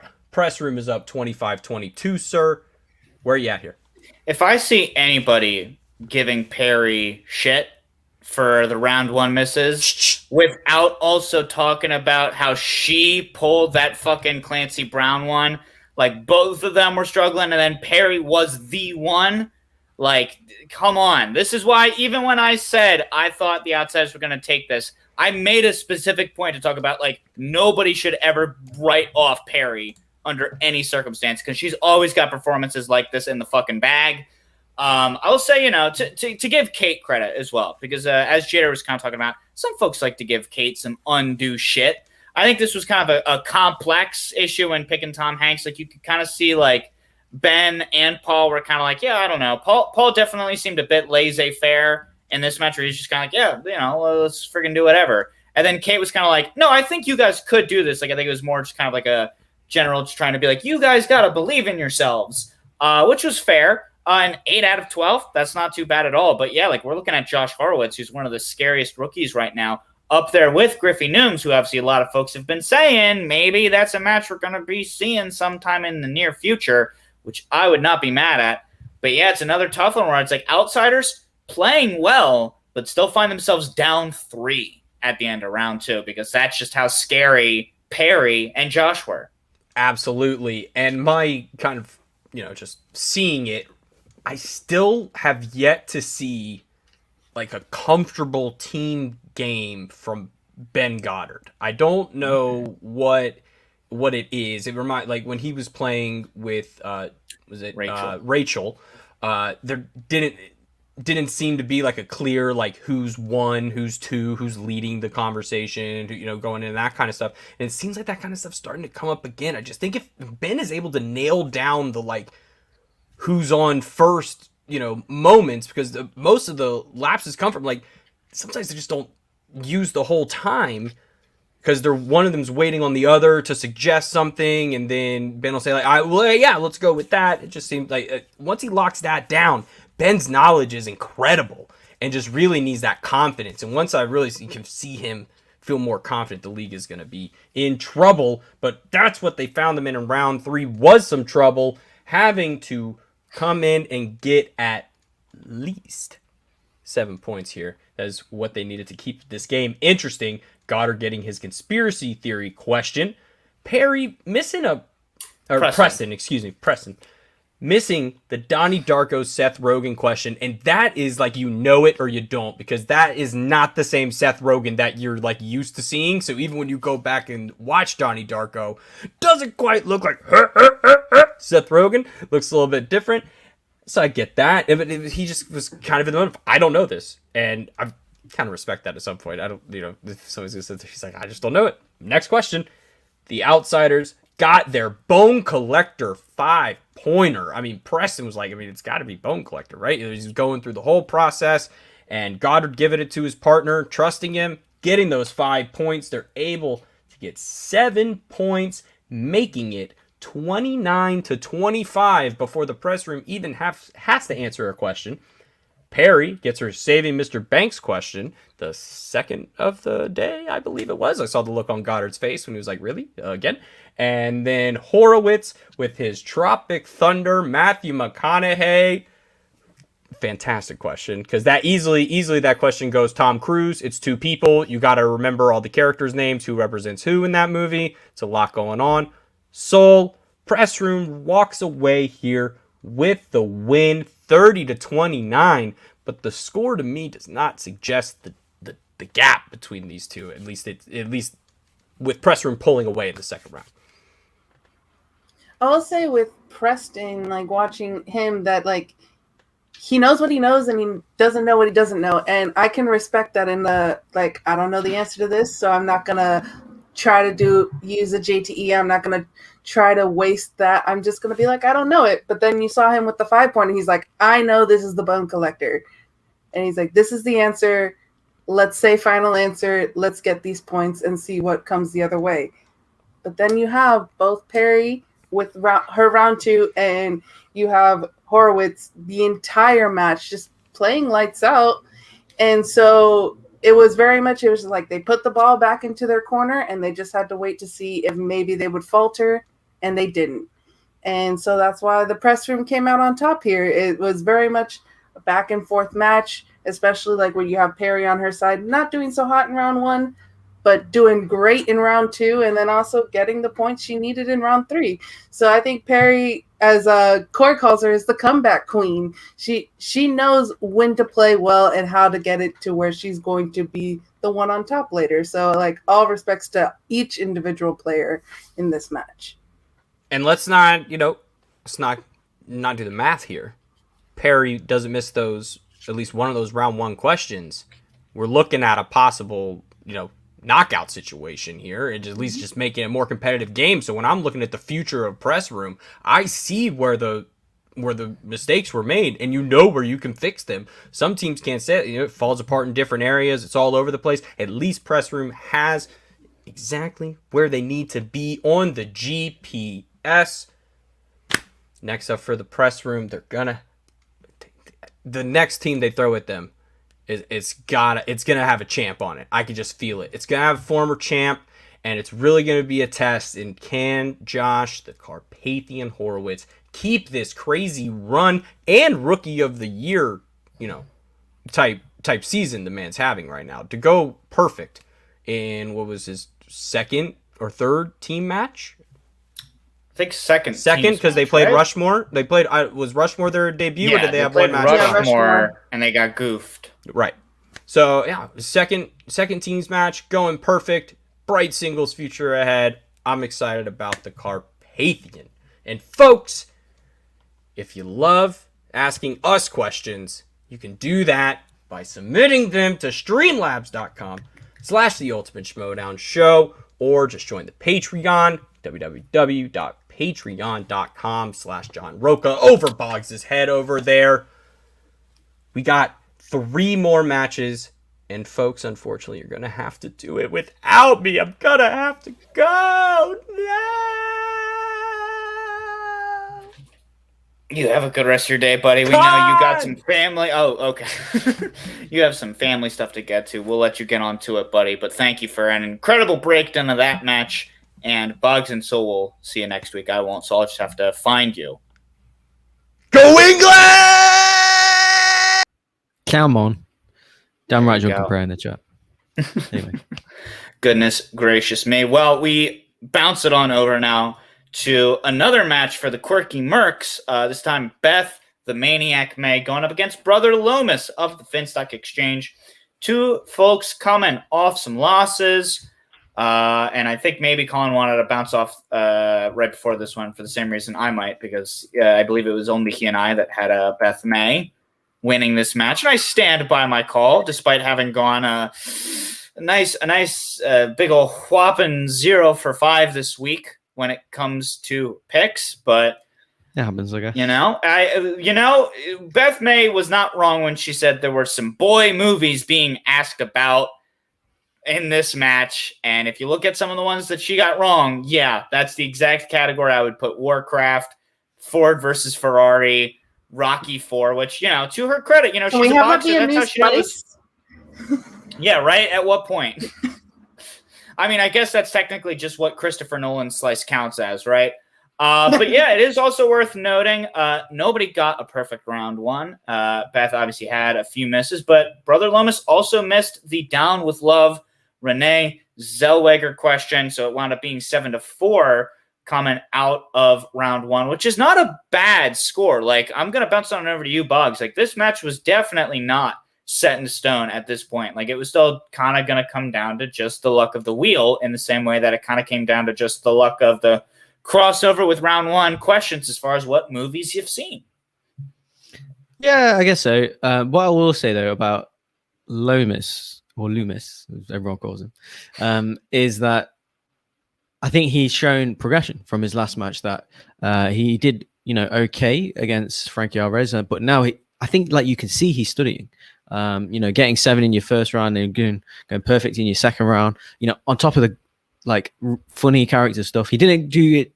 He didn't go over the top with it. I felt as well like he kind of held back and did it at the right times. Himaguchi got the right thing going on, and the opposite to that is to Beth May is that I think it's fair to talk about a first round and stuff, but what I'll say to that is that she probably has the best intro promo stuff maybe that we've had right all season. So if people in the game had the kind of charisma and showmanship that she has, I think we'd have a better league. So people can take shots at her, whatever, but realistically, if people had her abilities and comedic whatever stuff and talent, we could be in a better league. So yeah, I'd say just overall, she perhaps isn't there. She will never win a title, but how much good entertainment she bring, and every player can reference that. Look, that's the standard. A digital match. Like, look at what she's doing, and I'm just talking to a camera on my lunch break or whatever, and look at the effort and she's putting in. So I'll big her up on that.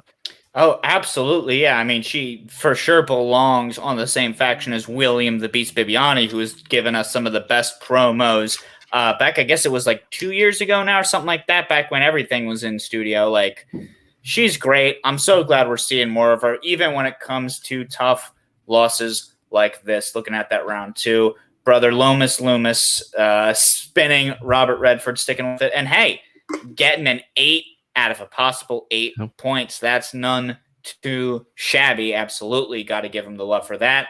As well as then when he was able to get that collateral Tom Cruise job question steal. Like, that was a big one when it came to Beth May's round of thrillers. He was able to pick up that steal off of one of her only 2 misses when it came to this category, because she did get 4 out of a possible 8. And that was the only steal Lomis was able to get, because he was not able to get the Hannibal Lecter appearances question. I think is the answer 5 or 4? I'm trying to remember. It was 5, yeah, because Beth, I think, guessed 4. Maybe he guessed 3. Weird to think about, because I mostly just kind of think about the 1 when it comes to Hannibal Lecter. But unfortunately for Beth, 17-8 coming out of round 2. She got put in that, like, have to hit every single round 3 question just to keep it going. And that's a tough friggin' hole to be in. And unfortunately, Soul, it did not wind up shaking out her way this time round. Yeah, and the thing I'm going to give Beth May credit for, not only does she have a great promo, and I think Boggs is correct, this needs to be the standard, is what she's doing, but she avoided getting that KO. So she still got the -1, but she didn't give the Finstock Exchange that +1 there. So I think when you're in that situation, what you need to do is just be like, okay, what's the best outcome I can do for myself at this? And sometimes that's, let's not get a KO, let's not get a TKO, let's not do this. And so she was able to maneuver her round 2 enough to not get the KO. And so I have to give her full credit on that. Showing a bit of character, right? Mm-hmm. I didn't know that you only get the +1 for your faction if it's a KO instead of a TKO, so I've got to amend my notes really quickly. Yeah, you should tell me the private chat. Hey, how about, while I do a little bit of quick maths, as they like to call it in England, how about we bounce on over to Boggs to break down Rushmore versus Final Exam, baby. See, I can segue even when I'm doing terrible at arithmetic. Quick maths. So we get to it. So to the pay-per-view, obviously we had the Jader and Zipper match. Shout out to Jader for coming on. And then we obviously hop on over to the pay-per-view where, going in, obviously kind of, we knew, technically this was the main event. So the undercard was obviously that played out first. So we knew who won that match. Going to this match, the winner of this match would play the winner of Lightning Time and Deception, of course. And then obviously, going in, I thought both teams were looked really eager, confident. The discourse was more about Lon, I feel like, because JT and Rocha have been playing pretty stellar in teams. Obviously, Oyama, has had that good singles run, obviously that free-for-all stuff, and Lon has been a bit hit and miss coming into this match. So everyone was kind of, are you with or not with Lon, I felt. But going in, he proved what's what in this match. I thought he was the MVP of this whole match. He kept pulling these random things, especially the last question in the 5th round. But just going into the 1st round, obviously final exam going perfect, both getting their 8 points and the bonus. Rocha did as well. Obviously, JT did miss the Frozen 2 question. He thought the writers was playing tricks on him. He was obviously wrong there, but easy mistake to make. And yeah, they would end up obviously 2 points down, 16-18 to final exam. Rushmore went first, going perfect in their 2010s.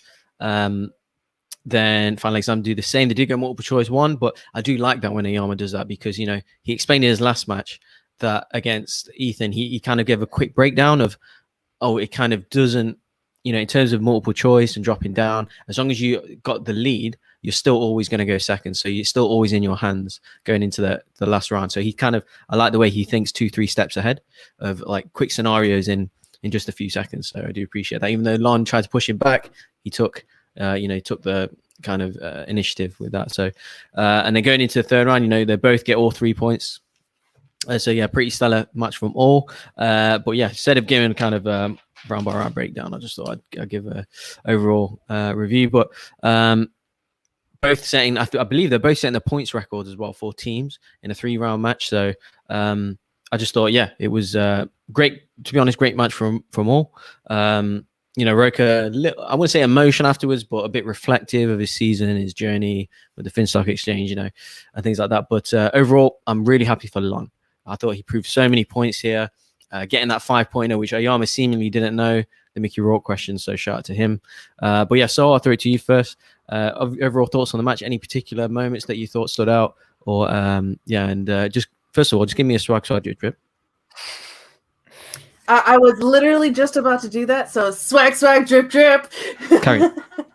But that's the first thing. That's the most important thing. Yeah, it was round 1 that made it. You get your here, turn, John. And it felt like a Star Wars match in the fact that you miss a round 1 question, you're done for because everything else was perfect.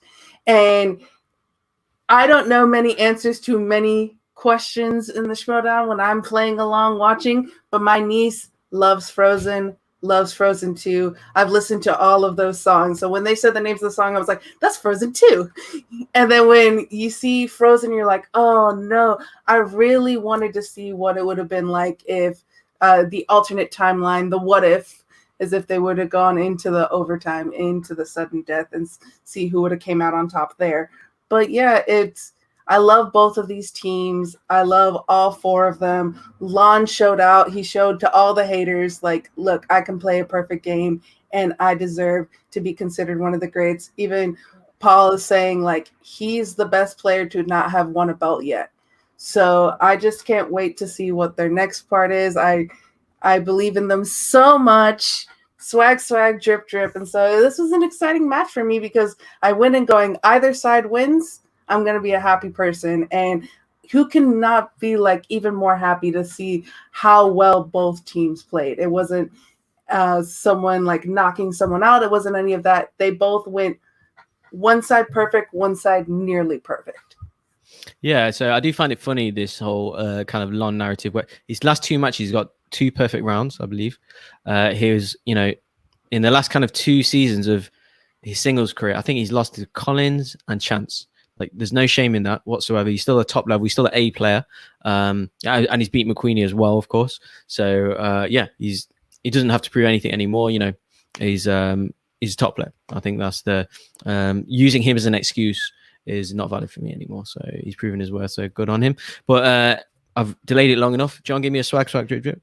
Swag drip drip, of course. You say it like a newsreader. That's why I was making a second. Soul says exactly. Well, we're professionals, Bugs, of course. Sure. Swag drip drip. Carry on. Swag drip drip. I think for me, kind of the biggest takeaway is sometimes the biggest danger as a competitor is overthinking it. You know what I mean? JTE, he is absolutely a dominant player, whether you want to argue if he's the most dominant or not. I'm not going to touch that with a 10-foot pole. But I think it's one of those things where it's like sometimes we forget that one of the things that helps out the Josh McCougas of days gone by is the fact that he's just like, F it. I know what I know. Let me just toss out a guess. But it's one of those things of just like, this sounds like something they would have done.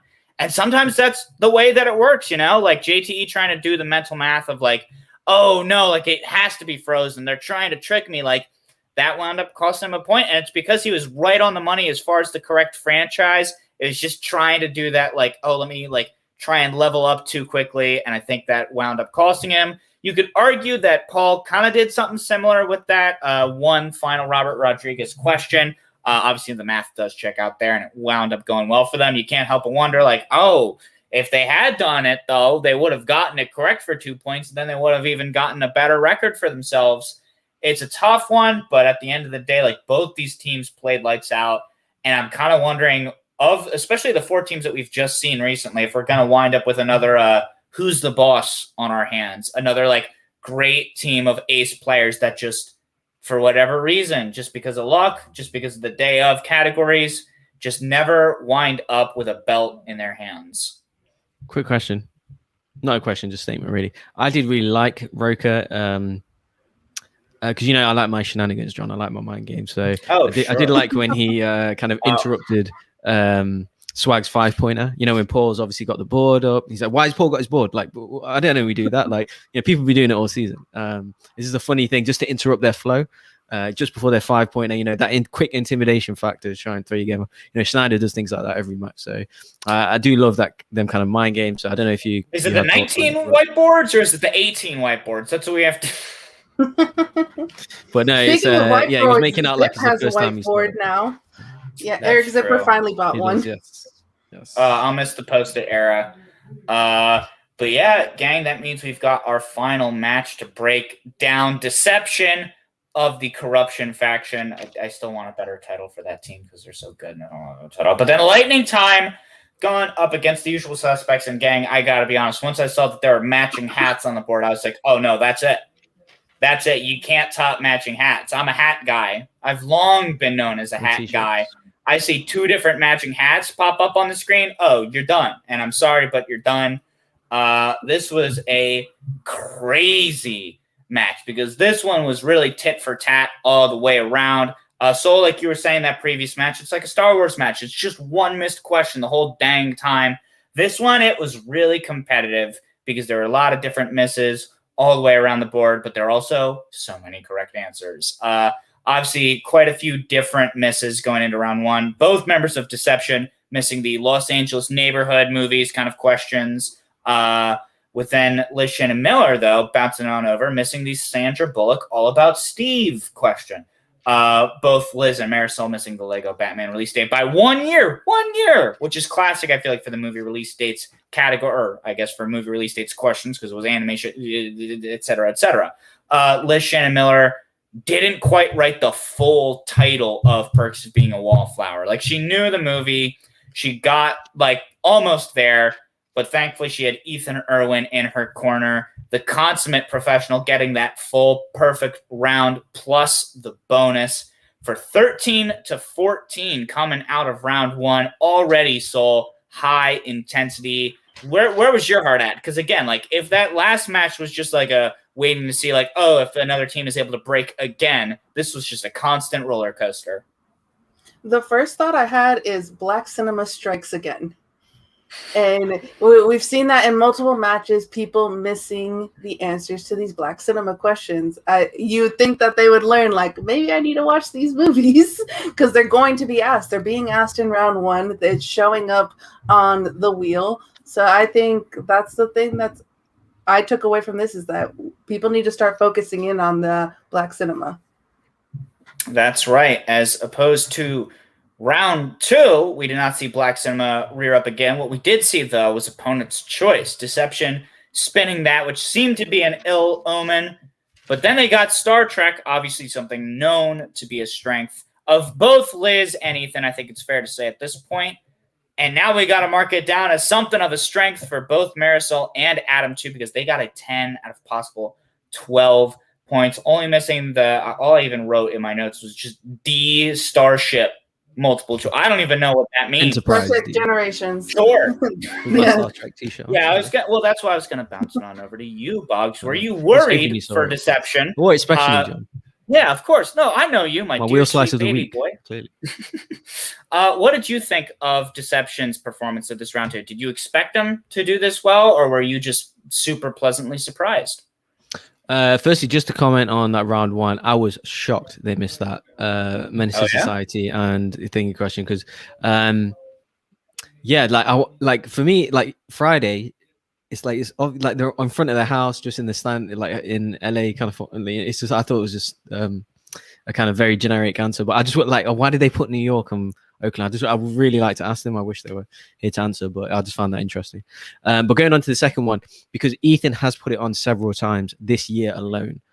Yes, I did think that they would study Star Trek, and plus, Adam Collins is obviously going to be IG at some point, so I did think, and Marisol's been strong on, I think, Lord of the Rings previously, so I think maybe she's flirting with that as well. So I did kind of suspect, and plus they're just awesome players, so I did suspect that they'll do quite good. But such a tricky question that got them. So there's 2 movies where that happens. Basically, something similar happens, but obviously, I liked Marisol's detail that the context information of, oh no, she knew the Enterprise, which kind of model it was, and then she was right basically from that kind. But Adam was confident in himself there, and obviously they got it wrong, which happens. But yeah, overall, I was not surprised. Is the answer to the question, because they're that good, they're that thorough, and Ethan puts it on every match. So I noticed that, so surely they did. So absolutely. And hey, speaking of things that Lightning Time likes to put on that wheel, we got a dance.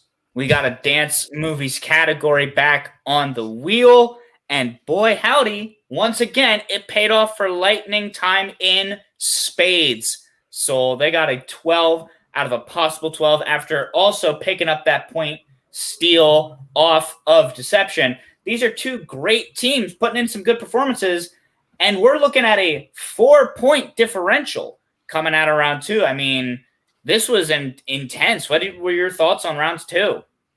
Yeah, this was extremely in Lightning Time's favor in round 2. Both of the wheel slices that they probably put on the wheel were played in round 2. So you knew, they're getting all of these questions right. My favorite part was Sam Levine, trying to pretend like they didn't put dance movies on and that they don't like dance movies. And we're like, we saw your last match. We know. We know that you guys like to dance. And but so I expected it. I was just like, yeah, they're gonna go perfect here. Liz is lights out in dance, and she's such a good player and so knowledgeable that I was like, Liz is gonna take the lead in this, and Ethan Erwin's gonna back her up, and that's what happened. That is exactly what happened. Poor Coyote Justice put in a hell of a performance, especially when it came to getting their 2, 3, and 5s. But then, as it just so happens, Lightning Time with the hats, they had that just mind synergy to also hit their 2, 3, and 5s. So it wound up being 37-33. I mean, again, these are 2 great teams. And I guess since they were the openers, I don't necessarily know what kind of title contention they might have if they're just both going to be kind of in this upcoming teams tournament that we've got going on. But these are scary friggin' teams to just have put on this good of a show.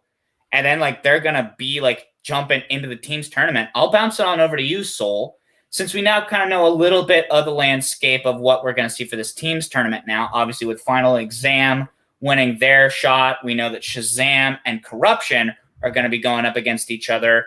Is there one team in particular, when you think about in just the broad sense of this teams tournament, is there any one team that you're already I feel like they're going to have it? I use this term all the time when we're go check out Pop Culture Universe. I do stuff with Boggs and Sean. I say speculate responsibly. I stole it from, and so therefore I don't have an answer yet to that. I know there's things that I would like to see, and that there's always, I always love a good upset. I love when a team that you don't expect to win wins. So I'm just looking to have good matches and see, and hopefully swag, drip, drip. Let's get some swag in there. We need the wins. We're at the bottom. We need the wins. Fair enough. Could be a midterms tournament. We don't know. Yeah, could happen. Who knows? Boggs, if you were to speculate responsibly, where would your speculations lie? Well, obviously we know they're going to play the winner of. They're going to play final exam, right? So we know where that's going to go. Oh, is that how? I thought it was just final exam. Now gets the number. My mistake. How about they play that? each other. I believe they play each other. Someone correct me in the chat. I'm sure Leo Logan's here. I believe they play each other, and the winner will play the winner of the Corruption and Shazam match. So what I will say though, I need to talk about Ethan Erwin. I mean, coming from, like, he's beating Oyama in singles, he's beating Bateman in singles. Now Deception with these two combined, like in a 3-round match, this guy is the best player in the game. I'd have thought just going into the match, I thought kind of Moral, Erwin and Collins, and now these kind of just got a kind of a nose in front of Collins now, like him against Dan. I mean, wow, how good is Ethan playing at the minute? You know, people think he doesn't study. Apparently, you know, he's confirmed that he does now. On top of how good he was anyway, like he is playing absolutely stellar at the minute. So super impressive. Obviously, they did. I do kind of Leo Logan. Speaking of. Thank you. And yeah, I do kind of see what Shannon was saying. Like they did spin 2 spinners choice in effect, you know, but that's just the way the cookie crumbles sometimes. So, and it's hard. Like, you know, Ethan played perfect.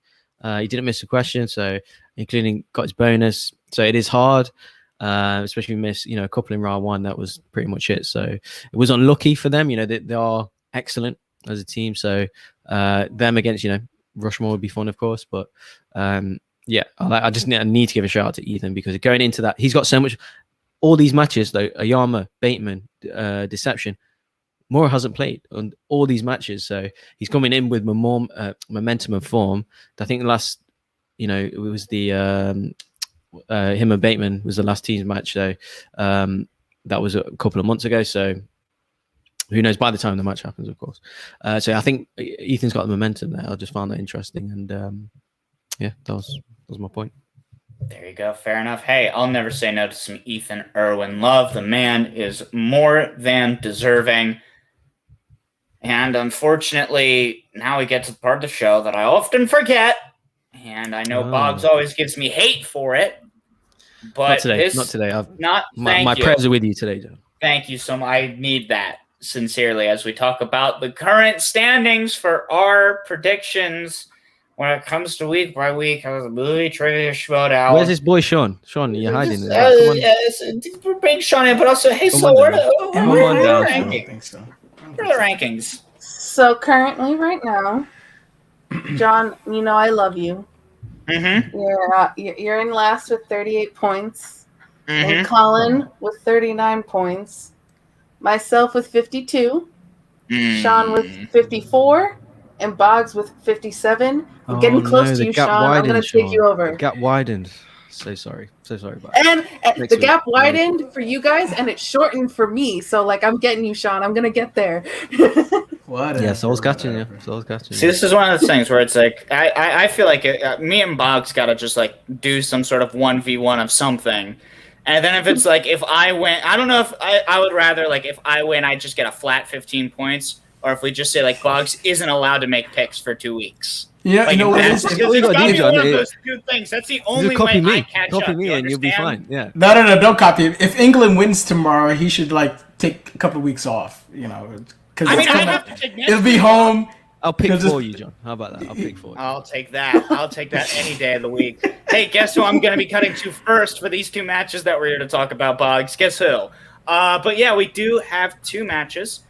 Just to be talking about two quick ones. It'll be a nice short show next week. Unfortunately, I won't be there, but I know that these 3 wonderful people, as well as Colin, will be breaking them down expertly. But of these 2 matches, we're first going to talk about Claudia Dolph coming back once again with Corruption, going up against Christy V of the Stars, someone that is part of that fan league 4 we heard a lot about. She's not played very often as of this point. She's only got the 1 match under her belt, but it'll be interesting to see her now re-enter the fray. Boggs, I'm going to bounce it on over to you. Who do you have winning? No, I insist, John. You can go first. Honestly, I'm sure you do, but I'm going to bounce it on over to Boggs. Sure. It's a bit of a tough one, actually, because, you know, I think it's fair to say, you know, Christy had a bit of a rough go in that first match, so I'm sure she's super eager to play in the second match. You know, that family 4 are, you know, really dedicated players and stuff. So I'm sure she's eager in that. But Claudia, I mean, I was pretty impressed with her match last season, beginning of last season, I believe. So, I think I'm going to go for Corruption there. I'm going to go Claudia. There you go. Fair enough. Soul, who do you have winning? I'm literally making this right now because I've been back and forth this whole time because there's not enough information. And I'm not doing this just because Boggs picked it and he's leading, but I am going to agree with Boggs here and say Claudia Dolph. And I also have Colin's pick. Colin said Christy V. There you go. Fair enough. Sean, who do you have? Well, first, also, Christian did say that the schedule may change, so we're picking these matches because they're just on the schedule as of right now. Things could change. If they do, we'll update our picks via Twitter. But as of right now, there's only two for right now. But yeah, even I was gonna pick this regardless of what Soul or Boggs does because I picked my own way. I have to go Claudia. I think it's a shame she's only gotten one match so far, and this is kind of her first match this season. So yeah, I'm gonna be Claudia. I think she had a good showing last time, so yeah, I'm gonna go with her. Fair enough. I'm gonna guess Christy, just because I have to be different. Because at this point, I gotta shoot the fucking moon. Sure. But also, at the same time, Christy is someone that has played in the digital sphere, and Claudia has not. I think if this were a live match, I'd be right there with you on Claudia. But I think just because it's digital, I gotta go with Christy. And Christy, if you're watching, it seems like usually when I pick people, that's the kiss of death, and I'm sorry about that. I still wish you luck regardless. And speaking of someone else who might be watching, Jesse Swift of the Quirky Mercs. He's been in and out of the chat and in an episode of this very show. Hopefully we'll be able to get him back again soon. But he is going up against Jacob Whitneben of the Usual Suspects. This one is going to be interesting. I'll go ahead and give my pick for this one first. I think it's got to be Jesse, just based on the fact that Jacob had a real tough go of it in his first match, whereas Jesse had a very competitive match against Amaru, someone who's going up for a number one contendership. Like, you know, I think Jacob definitely has the capacity to surprise because we don't have a whole lot of game tape on him. But right now, I just got to look at what we've seen so far and can really judge. I'm going Jesse. Sean, who do you have? Yeah, I think you kind of have to go with Jesse. I think he had a strong first showing, and I just obviously he was on the show, so shouts out to him, and he's usually always in the chat, so appreciate that. But yeah, I'm just gonna go with Jesse. Regardless of that, I'm going with Jesse. Fair enough. Yes, of course, unbiased over here at the Ultimate Schmoedown After Show. Yes. Soul, who do you and I suppose Colin have winning this one? Colin and I are actually together on this. Jesse Swift. There you go. Short and sweet. Boggs, are we going to bring it home? Do we need to get out of broom? I am going to go to the opposite of John because... No, not really. I'm going for Jesse. No, I wouldn't do that. I wouldn't do that to you. I wouldn't out you like that, or you already have. But no, definitely going for Jesse. Obviously, a good friend of the show. Yeah, cool guy and everything. And I actually genuinely think he can be a contender, an IG contender. He needs luck on his side, needs momentum, obviously, and all that. But one day he will be, and I'm going for the win. There you go. Fair enough. Yeah, one of the hungriest dudes for sure. Obviously, thinking about everything that he did leading up into getting drafted. We're excited to see what you do, Jesse and Jacob as well. As we bid adieu to Sean first. Whoa. I have a question for Boggs. Really quick, just give us your... I know obviously tomorrow's a big day for you, so just give us like a quick little preview of the match, how you feeling, how you think England's going to do, if you have a prediction really quick. It's coming home. How many times have I told you, Sean? It's coming home. I really thought Sean was going to cut Boggs out as soon as Boggs started talking. I really thought that's what Sean was about. I thought he was going to ask you to do the cheer, like England. Well, I thought he was just going to do that anyway. England play international tournaments every 2 years, right? And they've not played a final for 50 years since 1966, right? So it's a big occasion. Obviously, it's the most popular sport in the country. You know, the whole nation's behind them. It's super tense against a basically a better team as well. So they are the kind of underdogs, but they are playing at Wembley at home. So super interesting. So that's why we say it's coming home, whatever. But hoping they win. I'm hoping for a super dramatic game. So I'm going for England penalties, even though they never win on penalties. Ooh, but really? I'm going to go England penalties, super dramatic. Yeah, that's that. And then hopefully everyone will have a holiday the next day. I know. But, Italy just beat Spain in penalties. I know. England literally always losing penalties. It's like a fact. But I'm going for the win, and the nation's going to go crazy, and it's going to be super fun, and people around the world are going to be loving it. So hopefully England for the win. Well, let me. Prayer, Flower of Scotland is better than 3 Lions in the chat. Probably. Well, what would be worse, Bugs, if England were to win, or England were to lose in a dramatic fashion? Like, would it be which would be the safer place to be at, like in the country, if England were to win, or if they were to lose dramatically? Oh, win, of course. Like, a win, everyone will just be overjoyed. They'll be partying in the streets all night. Yeah, they might destroy the game. No one's going to work the next day. But there's a difference between happy drunks and angry drunks. I'd rather be around happy drunks, right, Bugs? Yeah, sure. I don't know. Happy drunks could destroy the town too. Probably will. Who knows? But no, I so hope they win. It's a big day for the country, and so I'll hopefully we get the win. Yeah, everyone tune in. It's 8 p.m. UK time, so that's 12 PST. Yes. So, yeah, should be a big occasion, and it's coming out. I'm thinking, shall I sing now? But I'm not gonna do that. I know you guys. No, do it. Go ahead. I thought you were gonna do it. Go on. No, I won't do it. But yeah. Well, if they win, you gotta do it. If they win, you have to. If they win, you have to sing. Sure. If John Pitt gets the right pick, I'll sing next week. How about that? My God! Get him off the screen. Get him off the screen.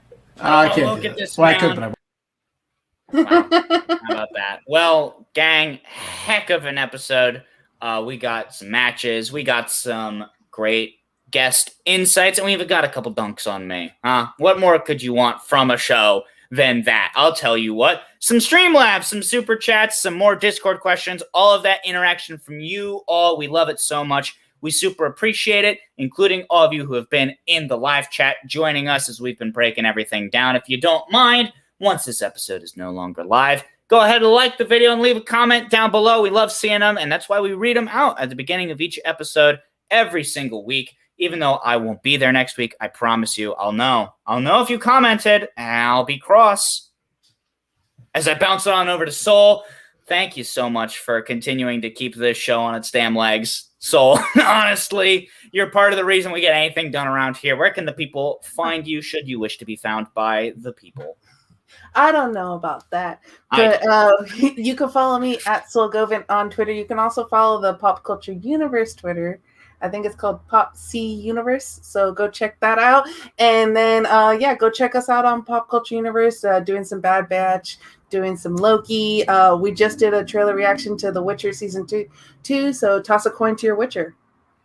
There you go. Valley of Plenty, I say.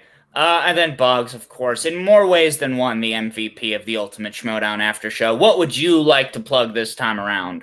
Stop it. But no, carry on if you want. I would no same thing. So, Pop Culture Universe. We like you said, we dropped The Witcher Season 2 trailers today, a couple hours ago, and yeah, obviously Bad Batch, Loki, more trailer reactions, reviews. We had Tomorrow War review, and all the goods. Black Widow review will be coming as well. And except for that, yeah, thanks everyone for watching. Please like and comment on the video. We've got loads of comments on the last video. Keep that up. And yeah, so as soon as we get more matches, we'll tweet out our picks as well. According to any other matches, I presume they will get announced. And yeah, and obviously we'll get thanks to Jader, of course. He was on for longer than he said he would be, so that was awesome. And thanks everyone for watching. And it's coming home. It's coming. I can feel it. Certainly. Give me an Ingerland. Give me Ingerland. Of course, Colin. For Colin, who had to drop out a little bit earlier, you can find him at _C Morris on Twitter and I believe Instagram. Meanwhile, me, you can find me at John Bar Tweets on Twitter and Instagram. And of course, you can follow this show on all of your various platforms. You can also join the Patreon, join the Discord, hear from us all the time. But that'll be it for this week's episode of the Ultimate Schmoedown After Show.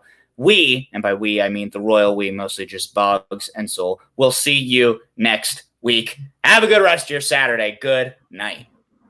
That should be the song that Boggs has to sing if they lose, is the Witcher song. Yes. True. See, Drunken Prayer's asking, what about the Bold Brotherhood next week? Yeah. No, we're part of a club. Okay. Yeah, we get pizza. It's